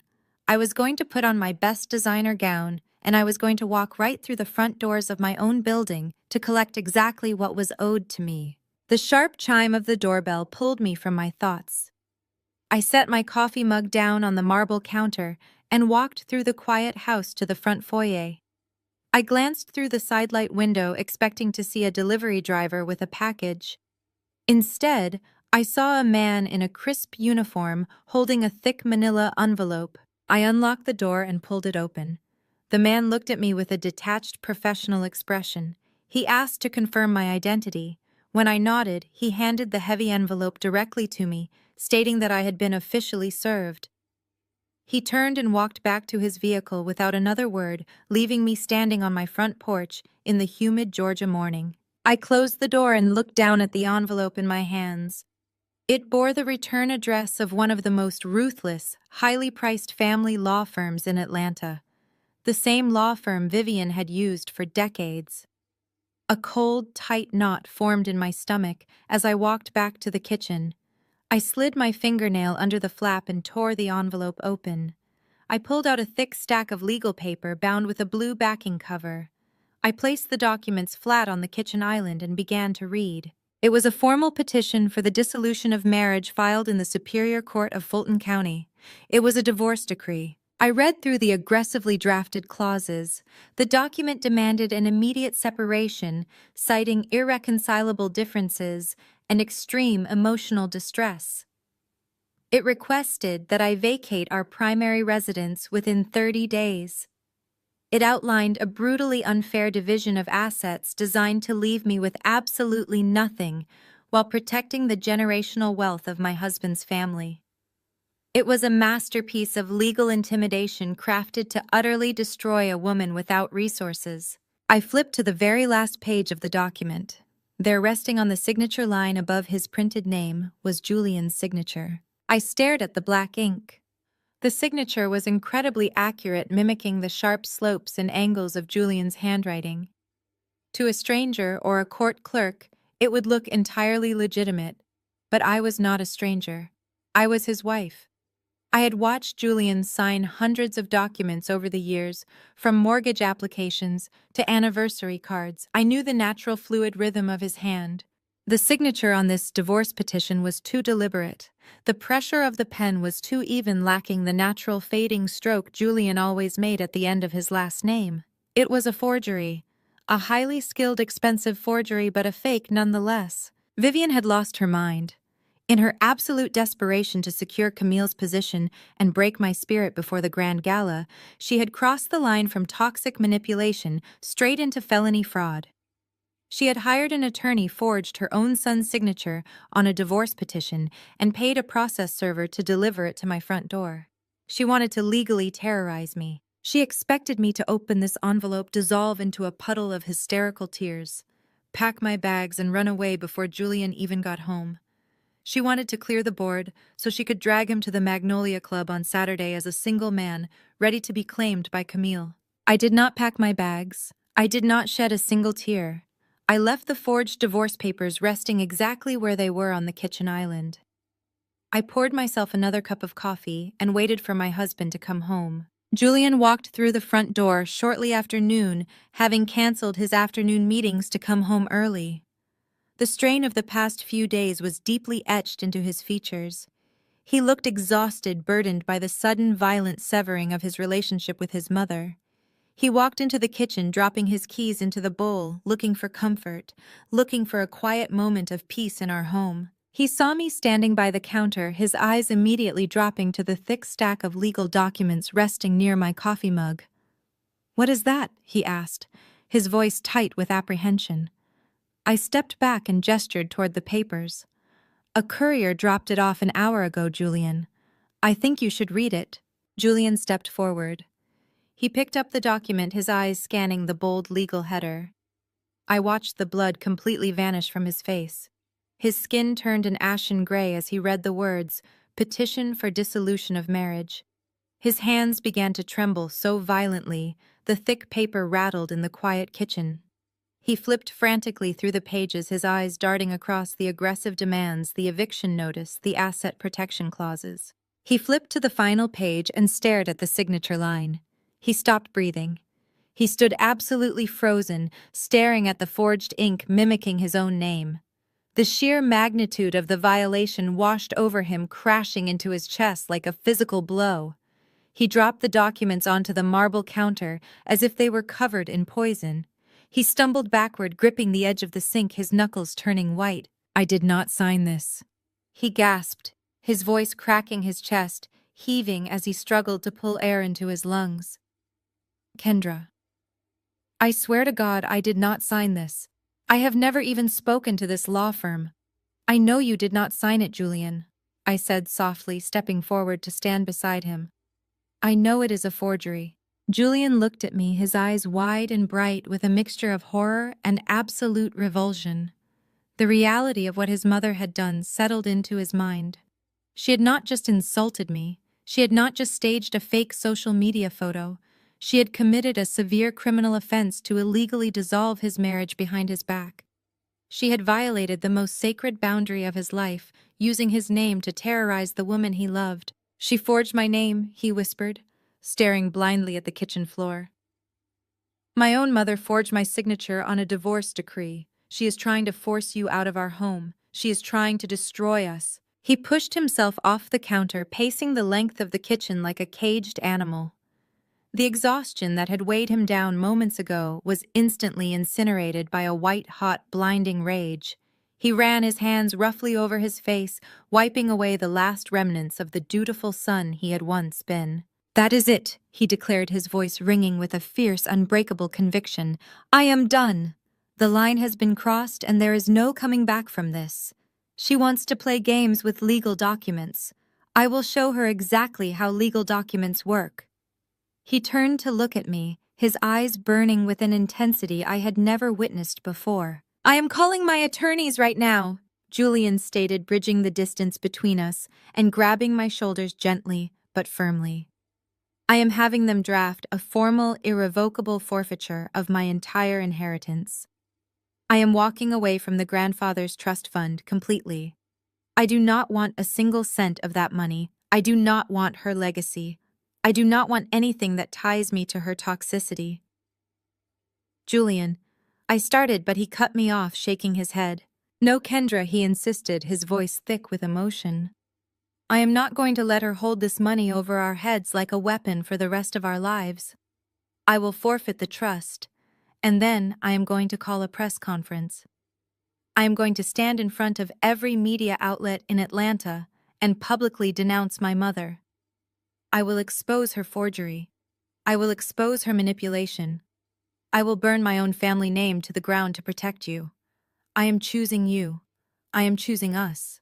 He pulled me against his chest, wrapping his arms tightly around me, burying his face in my hair.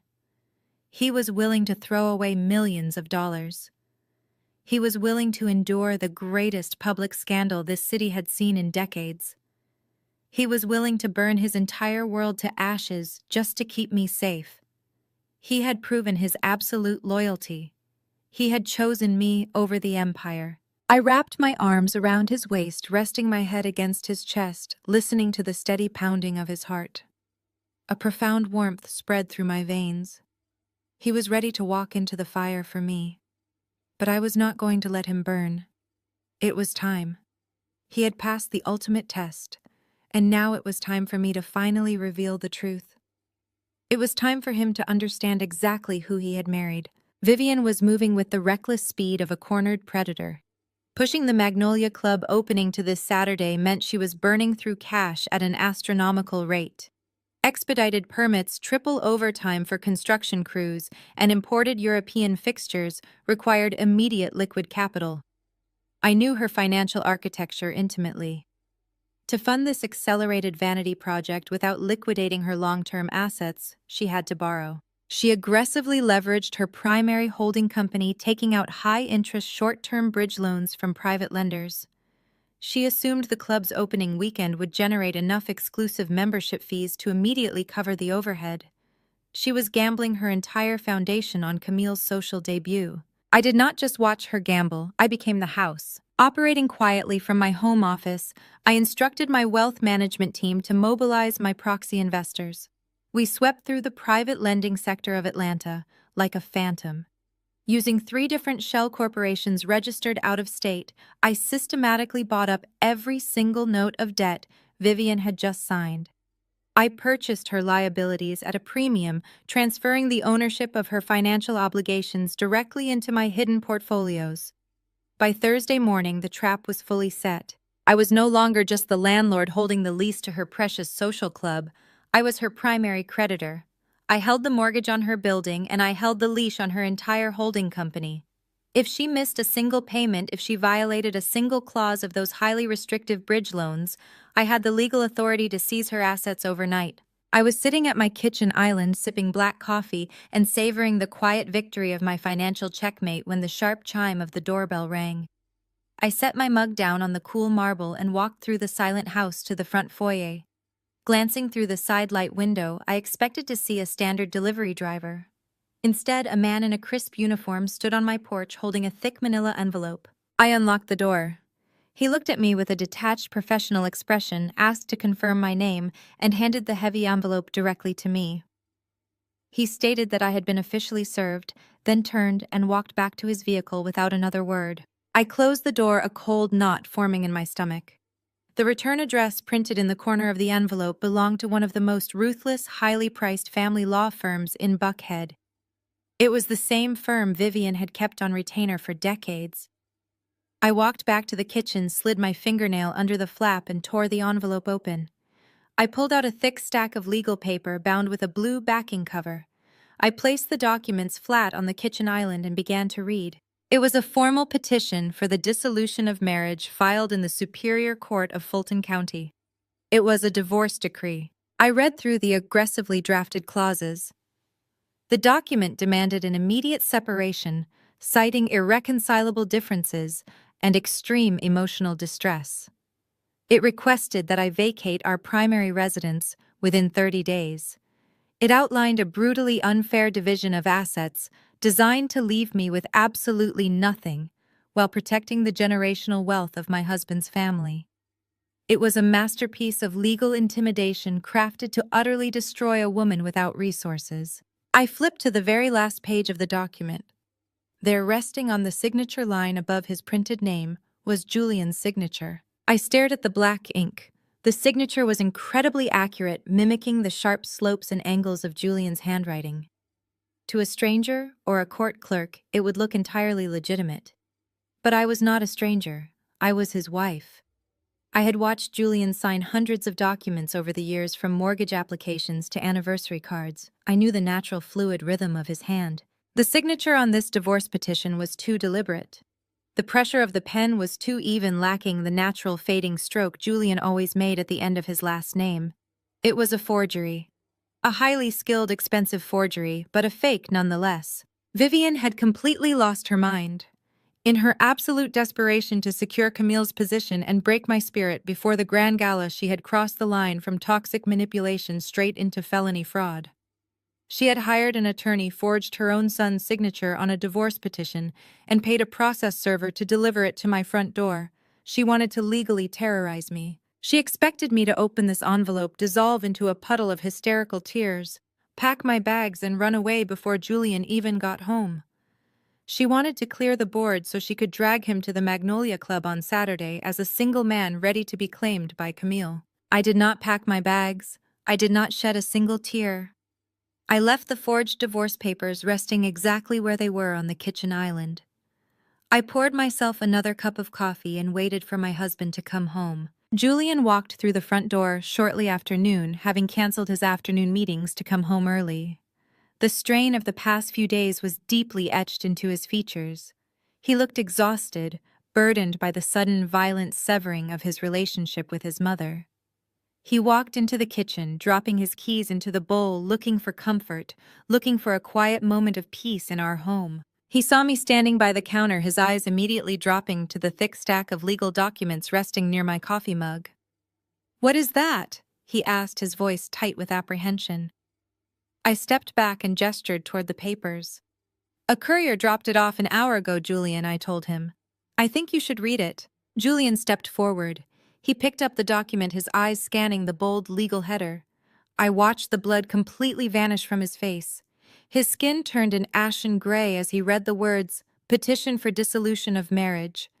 His hands began to tremble so violently the thick paper rattled in the quiet kitchen. He flipped frantically through the pages, his eyes darting across the aggressive demands, the eviction notice, the asset protection clauses. He flipped to the final page and stared at the signature line. He stopped breathing. He stood absolutely frozen, staring at the forged ink, mimicking his own name. The sheer magnitude of the violation washed over him, crashing into his chest like a physical blow.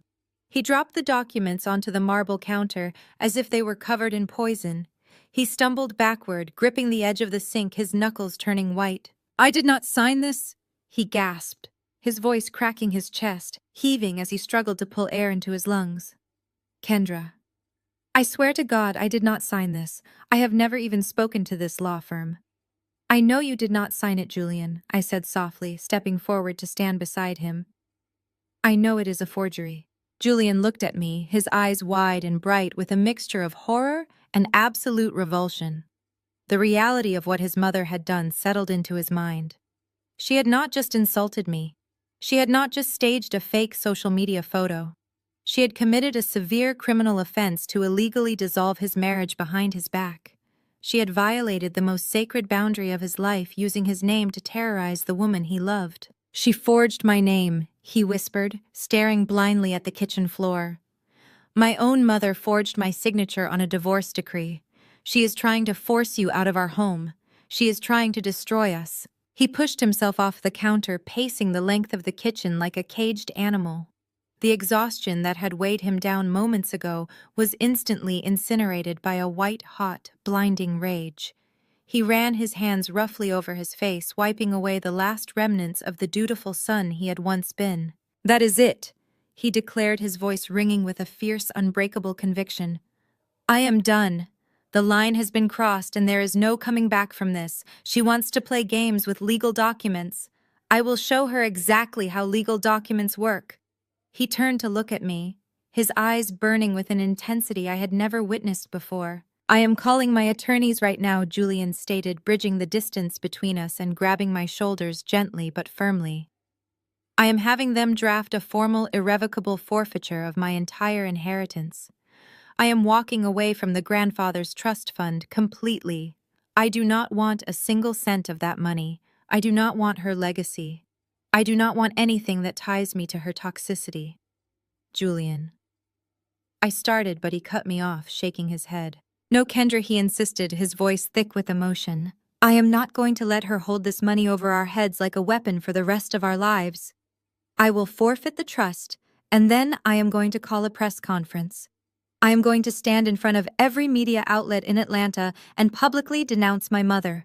I will expose her forgery. I will expose her manipulation. I will burn my own family name to the ground to protect you. I am choosing you. I am choosing us." He pulled me against his chest, wrapping his arms tightly around me, burying his face in my neck. He was willing to throw away millions of dollars. He was willing to endure the greatest public scandal this city had seen in decades. He was willing to burn his entire world to ashes just to keep me safe.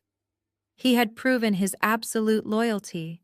He had chosen me over the empire. I wrapped my arms around his waist, resting my head against his chest, listening to the steady pounding of his heart. A profound warmth spread through my veins. He was ready to walk into the fire for me, but I was not going to let him burn. It was time. He had passed the ultimate test, and now it was time for me to finally reveal the truth. It was time for him to understand exactly who he had married. I watched Julian adjust the onyx cufflinks I had gifted him for our anniversary. Sitting across from me in the plush leather interior of our chauffeured vehicle, he looked like a completely different man. The exhaustion that had weighed down his shoulders just hours ago was entirely gone. In its place was a dangerous electric energy. He had seen the contents of my wall safe. He had stared at the meticulously organized financial portfolios, the commercial property deeds registered to my proxy companies, and the forensic accounting reports that laid out every single dollar Camille had embezzled from his mother's holding company. He knew everything. He knew that the woman sitting across from him in a custom emerald silk gown was not just his wife, but the silent owner of the very building we were driving toward. He was not walking into a trap tonight.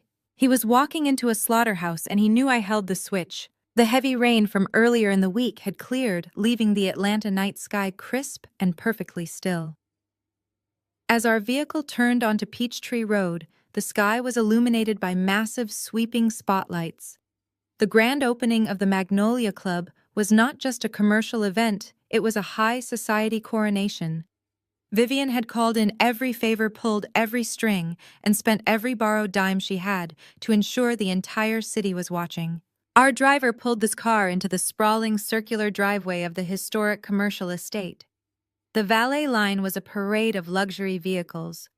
Paparazzi and local media outlets were clustered behind velvet ropes, their camera flashes exploding like lightning against the dark stone facade of the building. The guest list was a who is who of the black elite in the South. Federal judges, corporate titans, media moguls, and legacy families were draped in couture, making their way up the sprawling granite steps. I took a moment to look up at the towering structure before me. The building was a masterpiece of classic architecture combined with modern luxury. I noted the newly installed custom brass gas lanterns flanking the entrance, the fresh imported Italian marble paving the courtyard, and the meticulously restored stained glass windows glowing warmly against the night sky. Vivian had spared absolutely no expense. Every single detail I saw represented thousands of dollars in high-interest debt that she now owed directly to me. She had blindly financed the massive renovation of my commercial property, polishing my asset to a brilliant shine while thinking she was building her own fortress. The irony was so delicious, I could practically taste it on the humid night air. I stepped out of the vehicle, the cool breeze brushing against my bare shoulders. Julian stepped out behind me, immediately coming to my side and interlocking his arm firmly with mine. We stood at the base of the massive red carpet that led up to the towering oak double doors of the club. Standing at the very top of the stairs, holding court, under a glittering crystal chandelier hung specifically for the outdoor entryway, were Vivian and Camille. They were a vision of manufactured royalty. Vivian was draped in a silver sequined gown, heavy diamond teardrops pulling at her earlobes. Camille stood beside her wearing a plunging ruby-red couture dress that left very little to the imagination. They were smiling for the cameras, soaking in the adulation, greeting the elite guests as if they owned the world. They expected Julian to arrive alone. Vivian had paid a small fortune to have those forged divorce papers delivered to my door. She genuinely believed that her legal terrorism would be enough to break my spirit and send me packing. She thought Julian would walk up those steps, a broken, confused man ready to be comforted and claimed by Camille in front of the flashing cameras. Julian looked down at me, his jaw set in a rigid, unyielding line. "Are you ready for this?" he asked, his voice a low, steady rumble. I smoothed my free hand over the emerald silk of my skirt.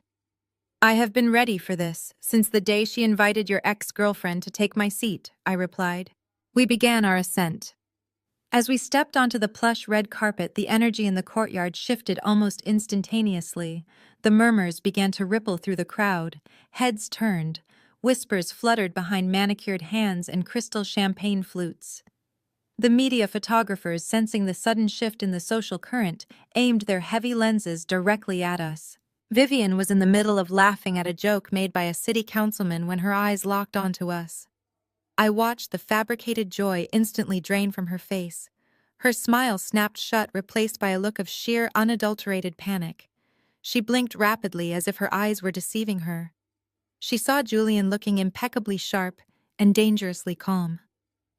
And then she saw me holding his arm, projecting the kind of quiet, lethal confidence she could never buy. Camille noticed the shift in Vivian's posture and followed her gaze. The ruby-red-clad socialite physically recoiled, stepping back so quickly her stiletto heel caught on the edge of the carpet.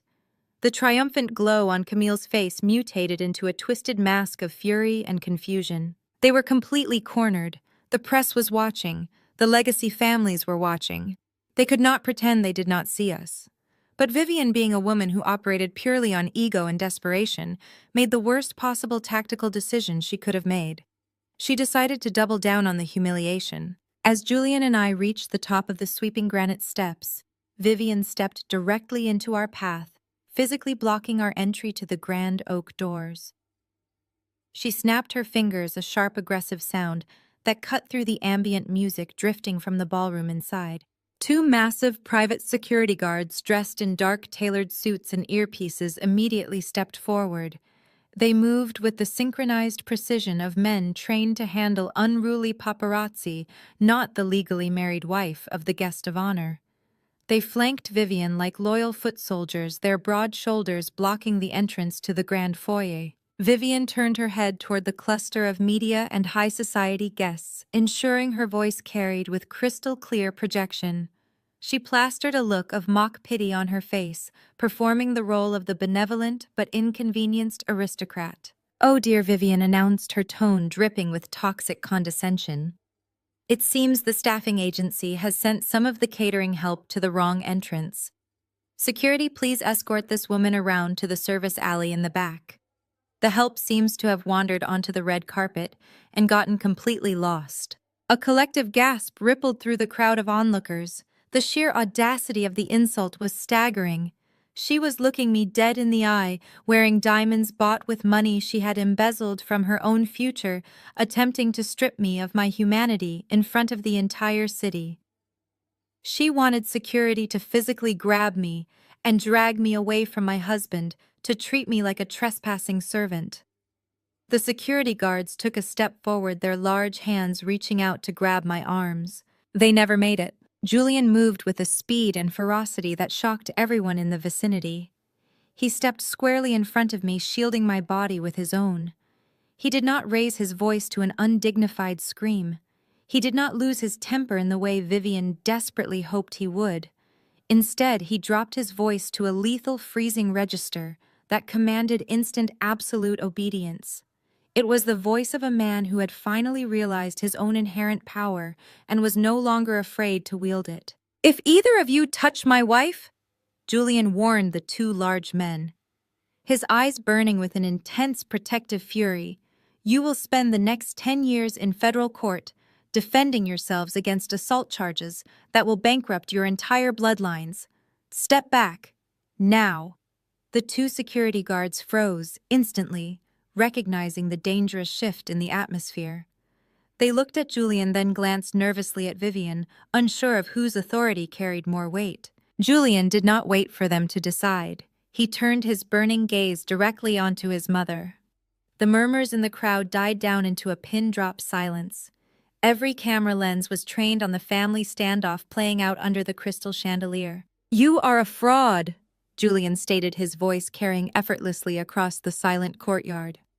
"You forged my signature on a divorce decree this morning, Vivian. You committed a severe federal felony to try and terrorize my wife out of her own home. You thought you could orchestrate my marriage like a cheap corporate merger. You thought you could use my grandfather's trust fund to force me into compliance.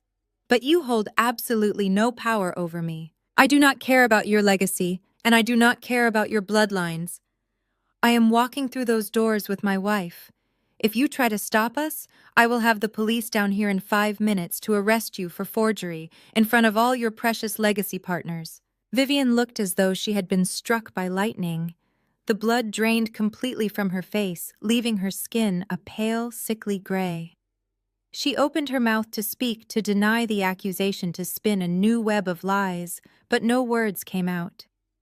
The mention of the forged divorce decree in front of the Atlanta media had paralyzed her vocal cords. She knew Julian had the physical documents. She knew she was caught. Camille, standing slightly behind Vivian, looked frantically around at the staring faces of the elite guests. Her grand debut was rapidly dissolving into a highly publicized nightmare.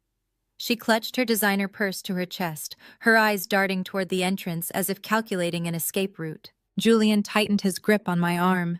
He did not wait for his mother to recover her senses. He stepped forward, pushing right past the paralyzed security guards and right past the trembling matriarch who had tried to destroy our lives.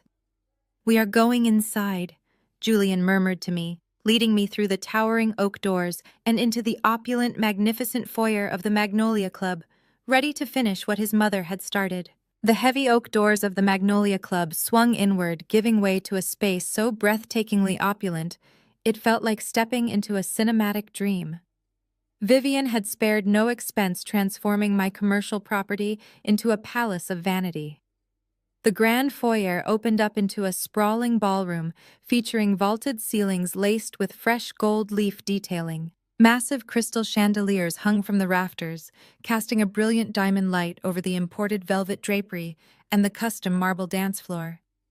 Waitstaff in crisp white tuxedos glided through the crowd carrying silver trays loaded with premium champagne and beluga caviar. Julian and I stepped into the center of the room, moving with a synchronized, undeniable power. The sheer energy radiating from my husband commanded instant attention. He did not shrink under the weight of the legacy families staring at him. He stood taller, his posture rigid and protective, his grip on my arm remaining steadfast. As we walked deeper into the ballroom, the ambient noise began to die down. The polite laughter and the soft hum of the string quartet playing in the corner faded into an electric-charged silence. Atlanta's elite society, the politicians, the old money investors, and the media correspondents all turned their attention toward us. They had read the press release.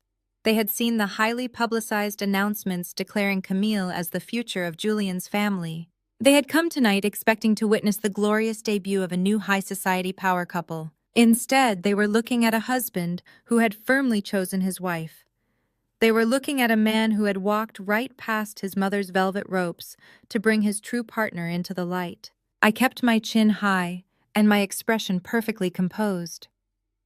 I let my eyes sweep across the magnificent ballroom, taking in the thousands of dollars worth of fresh orchids cascading from the balconies. I looked at the custom-built mahogany bars and the plush leather seating areas. I absorbed every single detail of the extravagant renovations Vivian had financed. It was a beautiful club. She had excellent taste. But as I walked across the polished marble floor, all I could think about was the fact that my proxy company held the deed to every single square foot of this room. Suddenly, the grand oak doors behind us flew open. Vivian and Camille rushed into the foyer, bringing the humid night air in with them. Vivian looked completely unhinged, her silver sequined gown swishing frantically around her ankles as she tried to catch her breath. She had lost control of the front entrance, and now she was losing control of her own gala. Camille, however, was operating on pure, desperate adrenaline. She saw the hundreds of wealthy guests staring at Julian and me. She saw the society reporters raising their cameras to capture the undeniable unity of our entrance. Her entire social coronation was collapsing before it even began. She needed to reclaim the narrative, and she needed to do it immediately. Camille pushed past the catering staff, her ruby-red dress flashing through the crowd as she marched directly toward the elevated stage at the far end of the ballroom. She signaled frantically to the string quartet, waving her hands to cut the music. The musicians stopped playing mid-note. The sudden heavy silence in the massive room was deafening. Camille grabbed a silver microphone from its stand. She took a deep breath, smoothing her hair and plastering a brilliant artificial smile across her face. She was a woman raised in the art of public performance, and she was about to use every ounce of her high society training to try and humiliate me in front of the entire city. "Good evening, everyone," Camille projected, her voice echoing through the state-of-the-art sound system Vivian had so generously paid to install. "Thank you all for joining us tonight to celebrate the grand opening of the Magnolia Club. This venue represents the absolute pinnacle of our community. It represents the strength of our generational bonds and the unwavering commitment to our shared history." The guests offered a polite smattering of applause, but their eyes remained fixed on Julian and me, standing dead center in the room. Camille tightened her grip on the microphone, her smile widening into a mask of pure condescension. She turned her body slightly, directing her gaze right at us.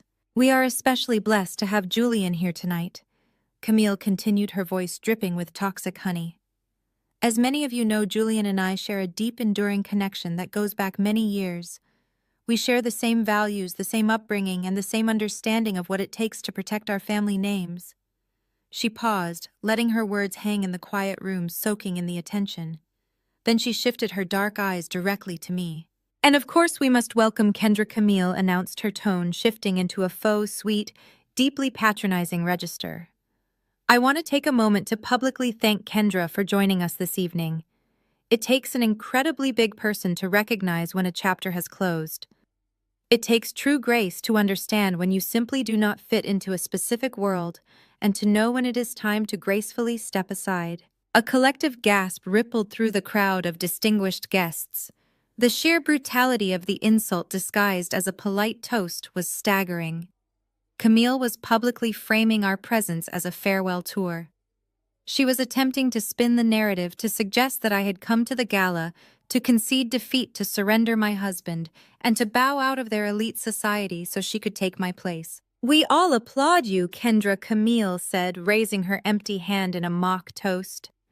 "Thank you for finally realizing when to step aside so true legacy can thrive. Enjoy your final evening with us." Camille lowered the microphone, her chest heaving slightly with triumphant exertion.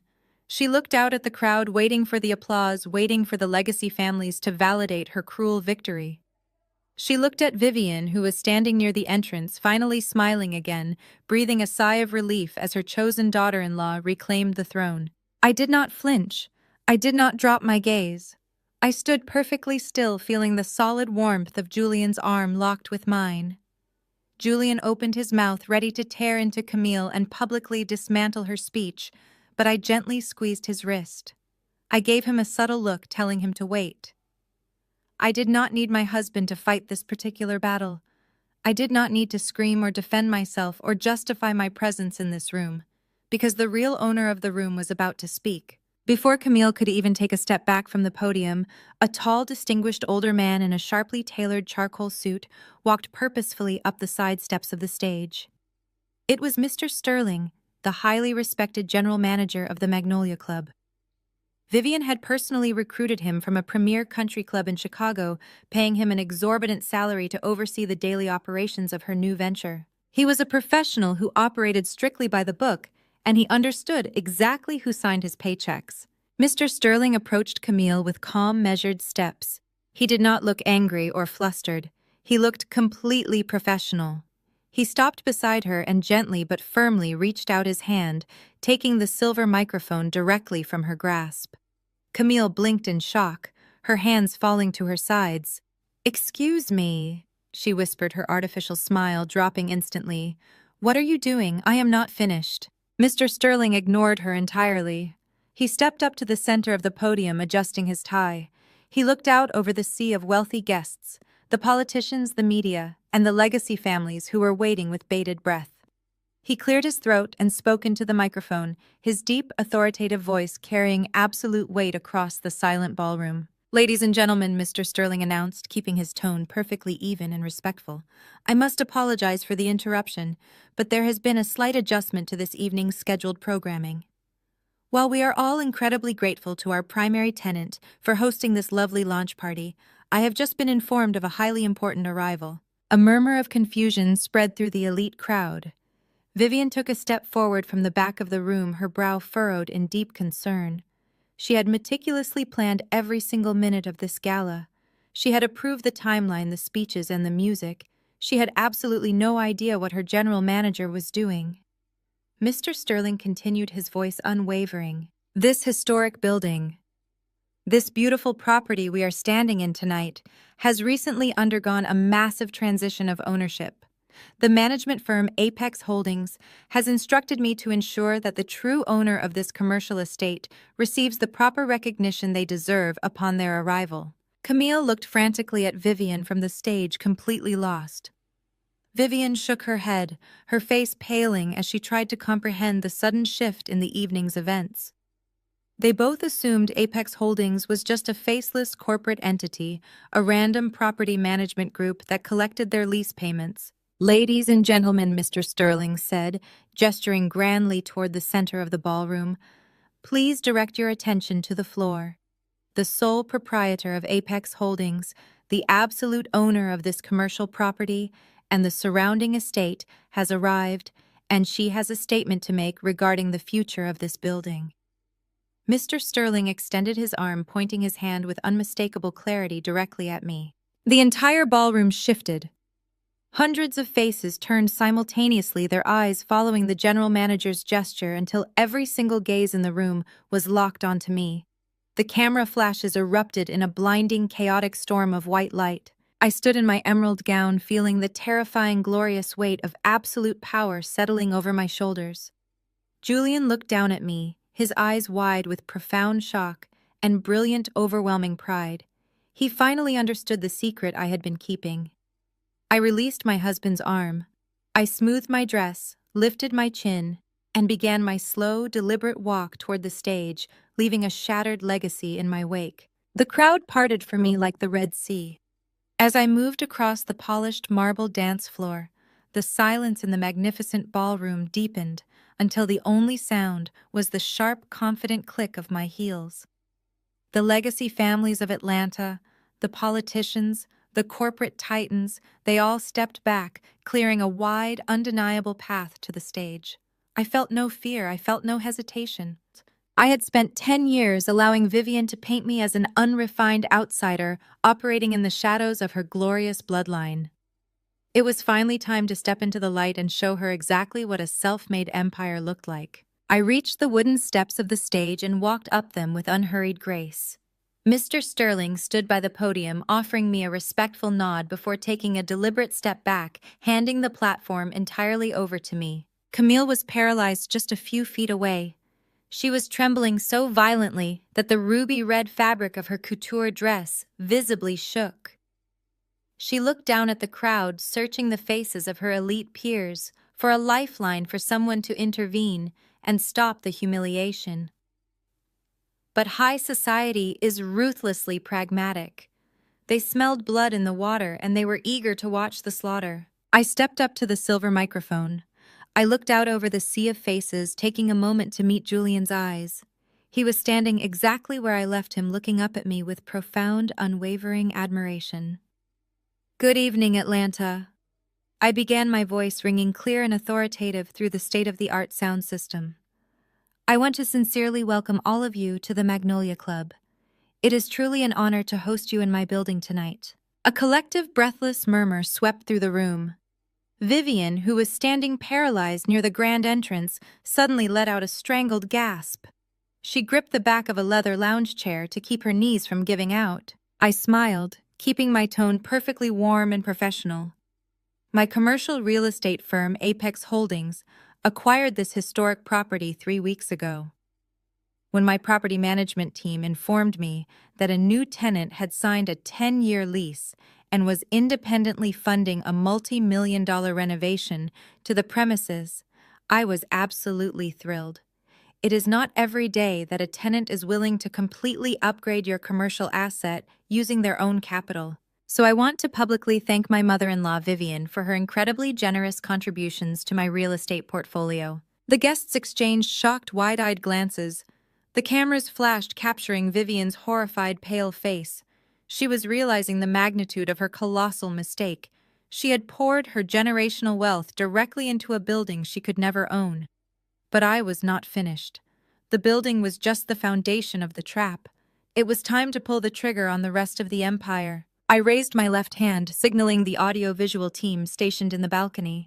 My proxy manager had personally briefed them an hour before the gala began.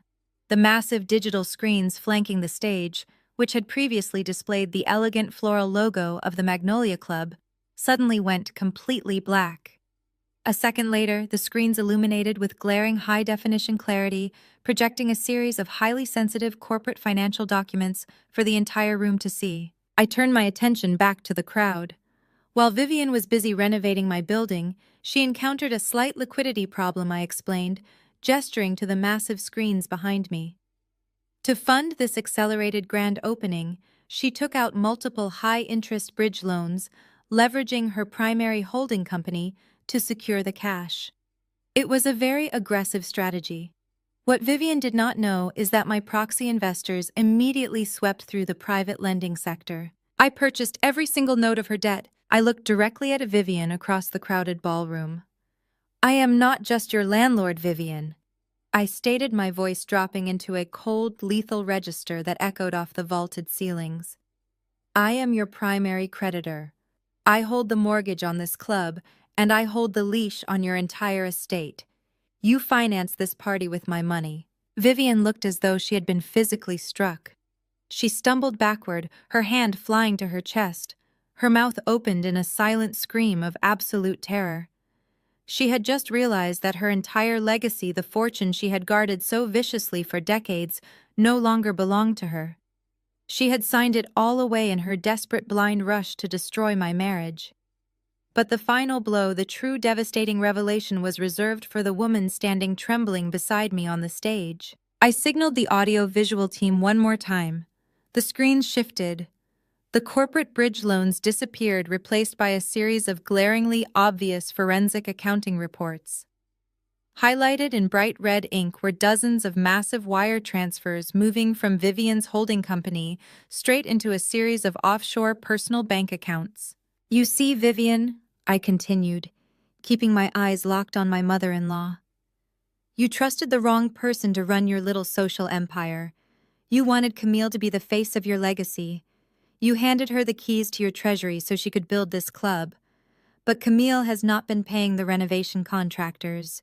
Camille has not been securing the vendor permits."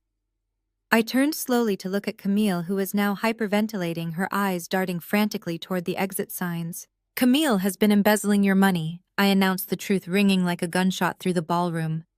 For the past 2 months, she has been systematically draining your capital to fund her own lavish lifestyle. She has been funneling your bridge loans into her personal accounts. That designer wardrobe she wears, those expensive perfumes she casually leaves in my husband's car, they were all bought with your stolen money. The Magnolia Club is functionally bankrupt. The ballroom erupted. The distinguished guests, the politicians, the legacy families, they all broke their polite silence, gasping and shouting in sheer disbelief.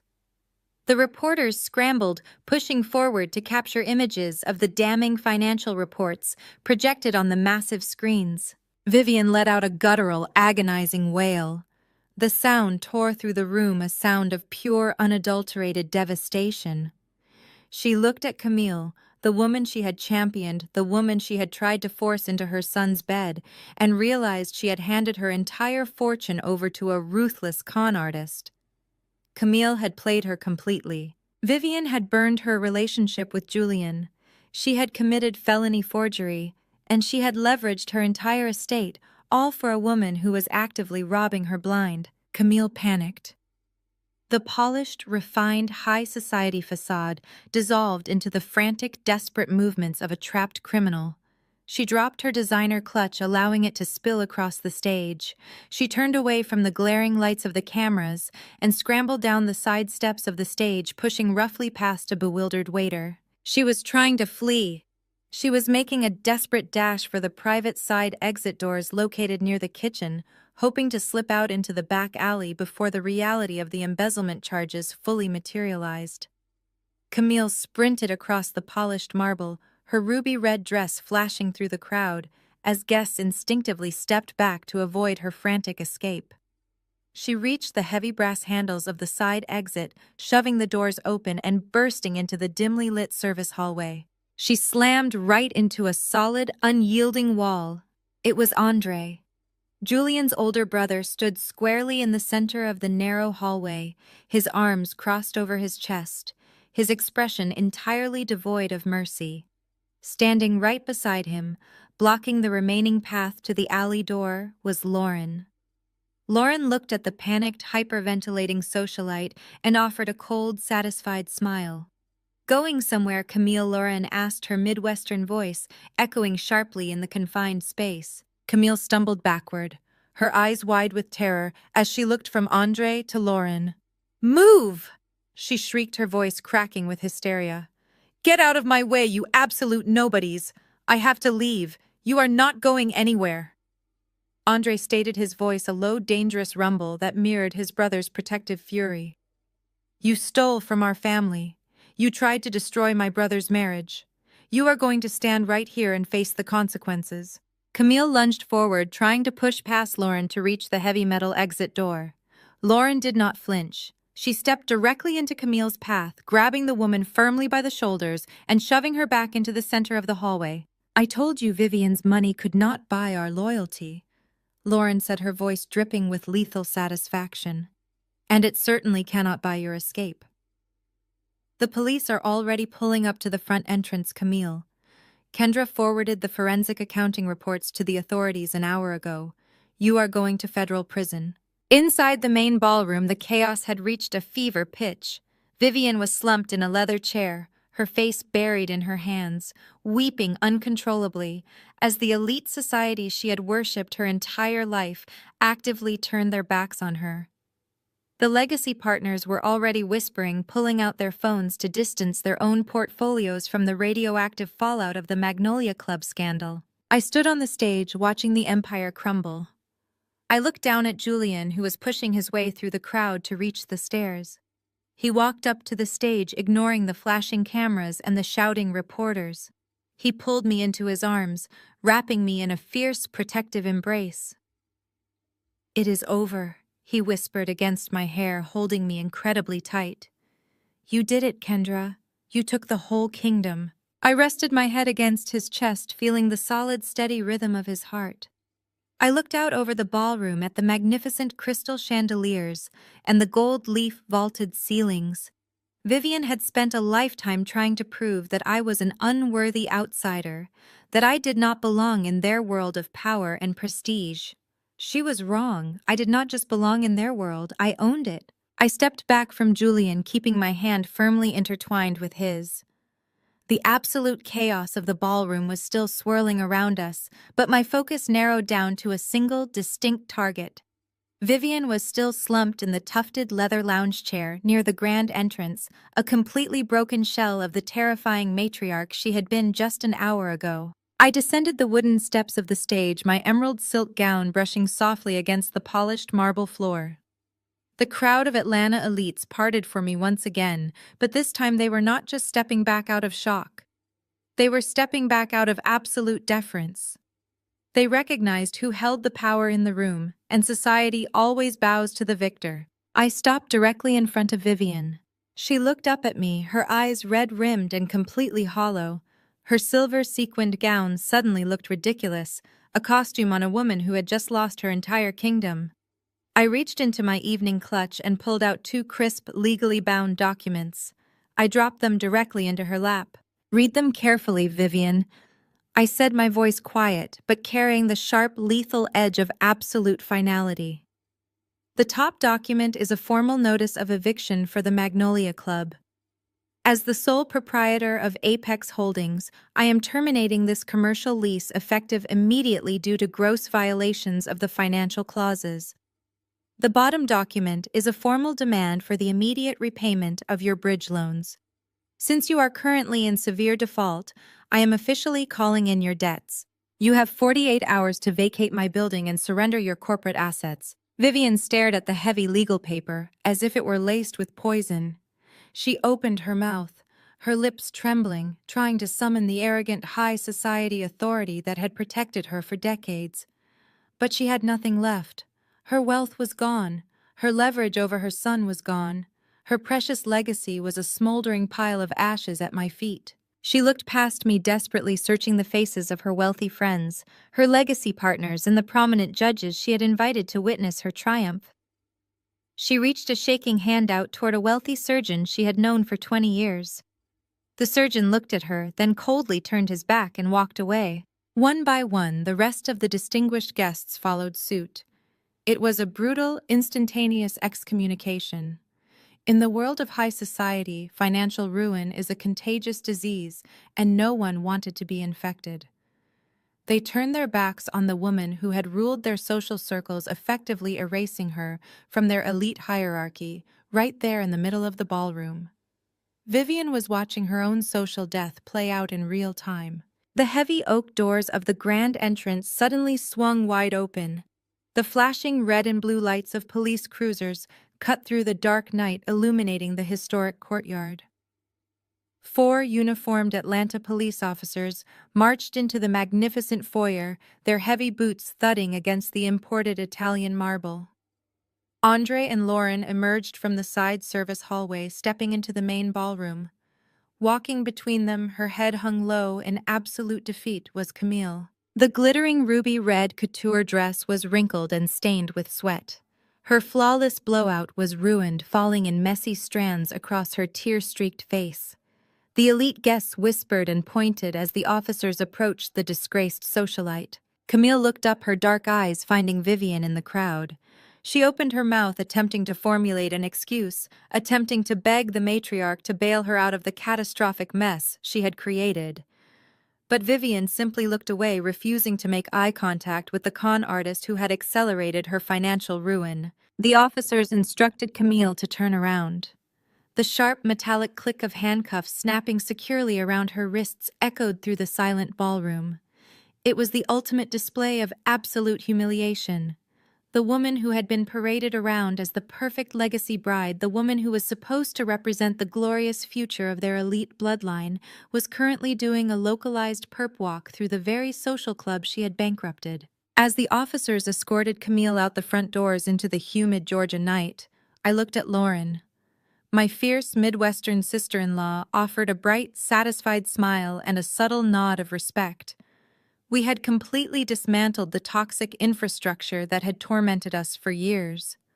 The fallout over the next 30 days was swift, total, and absolutely merciless. My corporate attorneys executed the default notices with ruthless precision. Without the liquid capital to cover her massive high-interest loans, Vivian's primary holding company collapsed entirely. To satisfy the crushing debt she owed to my proxy portfolios, she was forced to liquidate her assets. The sprawling Buckhead estate, the massive mansion with the solarium where she used to hold court and belittle me, was officially seized and put on the market. Her luxury vehicles, her imported art collection, and her extravagant country club memberships were entirely stripped away to cover the millions of dollars Camille had embezzled under her watch. Vivian lost her estate, her social standing, and her unyielding pride. She was forced to severely downsize, moving into a modest two-bedroom condo on the far outskirts of the city. The legacy family she had dedicated her entire life to impressing completely stopped taking her calls. She was a pariah, an embarrassing cautionary tale whispered about at the very philanthropic galas she used to sponsor. But the greatest loss Vivian suffered was not financial. It was familial. Julian and Andre formally, completely, and legally severed all ties with their mother. Julian finalized the irrevocable forfeiture of his grandfather's trust fund, walking away from the generational wealth without a single ounce of regret. Andre resigned from handling any of the remaining family accounts. They blocked her phone numbers and ensured the security at their respective homes turned her away if she ever dared to show up unannounced. Vivian was left to sit in her small, quiet condo, entirely isolated from the sons she had tried so aggressively to control. Meanwhile, the criminal proceedings against Camille moved forward with devastating speed. The forensic accounting reports I had handed over to the authorities provided undeniable proof of wire fraud and grand larceny. She was facing years in federal prison, her elite pedigree rendered completely useless against the mountain of hard digital evidence. A month after the chaotic implosion at the Magnolia Club, the vibrant, warm air of an Atlanta autumn settled over the city. I was standing in the spacious kitchen of our midtown home pouring a rich Cabernet Sauvignon into 4 crystal wine glasses. The house smelled incredibly warm, filled with the savory aroma of roasted garlic and fresh herbs. The soft, melodic rhythm of a classic soul record played gently from the living room speakers. I picked up 2 of the glasses and walked into the dining room. Julian was sitting at the table, his sleeves rolled up, laughing genuinely at a joke his brother had just made. Andre was leaning back in his chair, looking more relaxed and unburdened than I had ever seen him. Lauren was sitting beside him, helping me set out the warm dinner rolls, offering a bright, happy smile as I handed her a glass of wine. There were no velvet ropes, there were no designated overflow tables in the hallway, there was no toxic matriarch judging the quality of our clothes or the origins of our bloodlines. It was just a genuine warm family dinner filled with the kind of authentic love and support that money can never buy. Julian reached out and took my hand as I sat down beside him. He kissed my knuckles, his eyes shining with a deep, profound peace. We had weathered the absolute worst storm his family could conjure, and we had come out on the other side completely unbreakable. I took a slow sip of my wine, letting the rich, complex flavors wash over my tongue. I looked around the table at the people I cherished, and I reflected on the incredible journey of the past decade. Vivian had looked at me and seen a target. She saw a working-class girl she could easily intimidate and discard. She truly believed that because she married into wealth and obsessed over her social standing, she possessed a natural, inherent authority over my life. She thought her legacy gave her the right to dictate my future and destroy my marriage. I did not just survive her elitist cruelty. I did not just endure the endless string of passive-aggressive insults and the blatant public disrespect. I used her arrogance as fuel. I took every single ounce of her toxic condescension and I converted it into pure, unstoppable ambition. I built a silent, invisible empire from the ground up right beneath her feet. And when the time came, I used the very wealth she worshipped to buy her out of her own kingdom.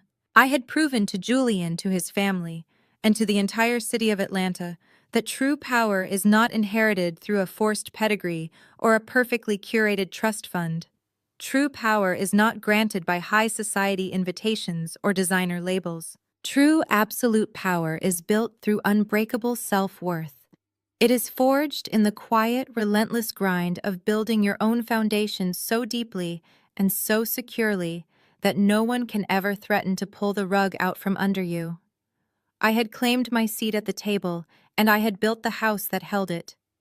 And no one would ever tell me to move again.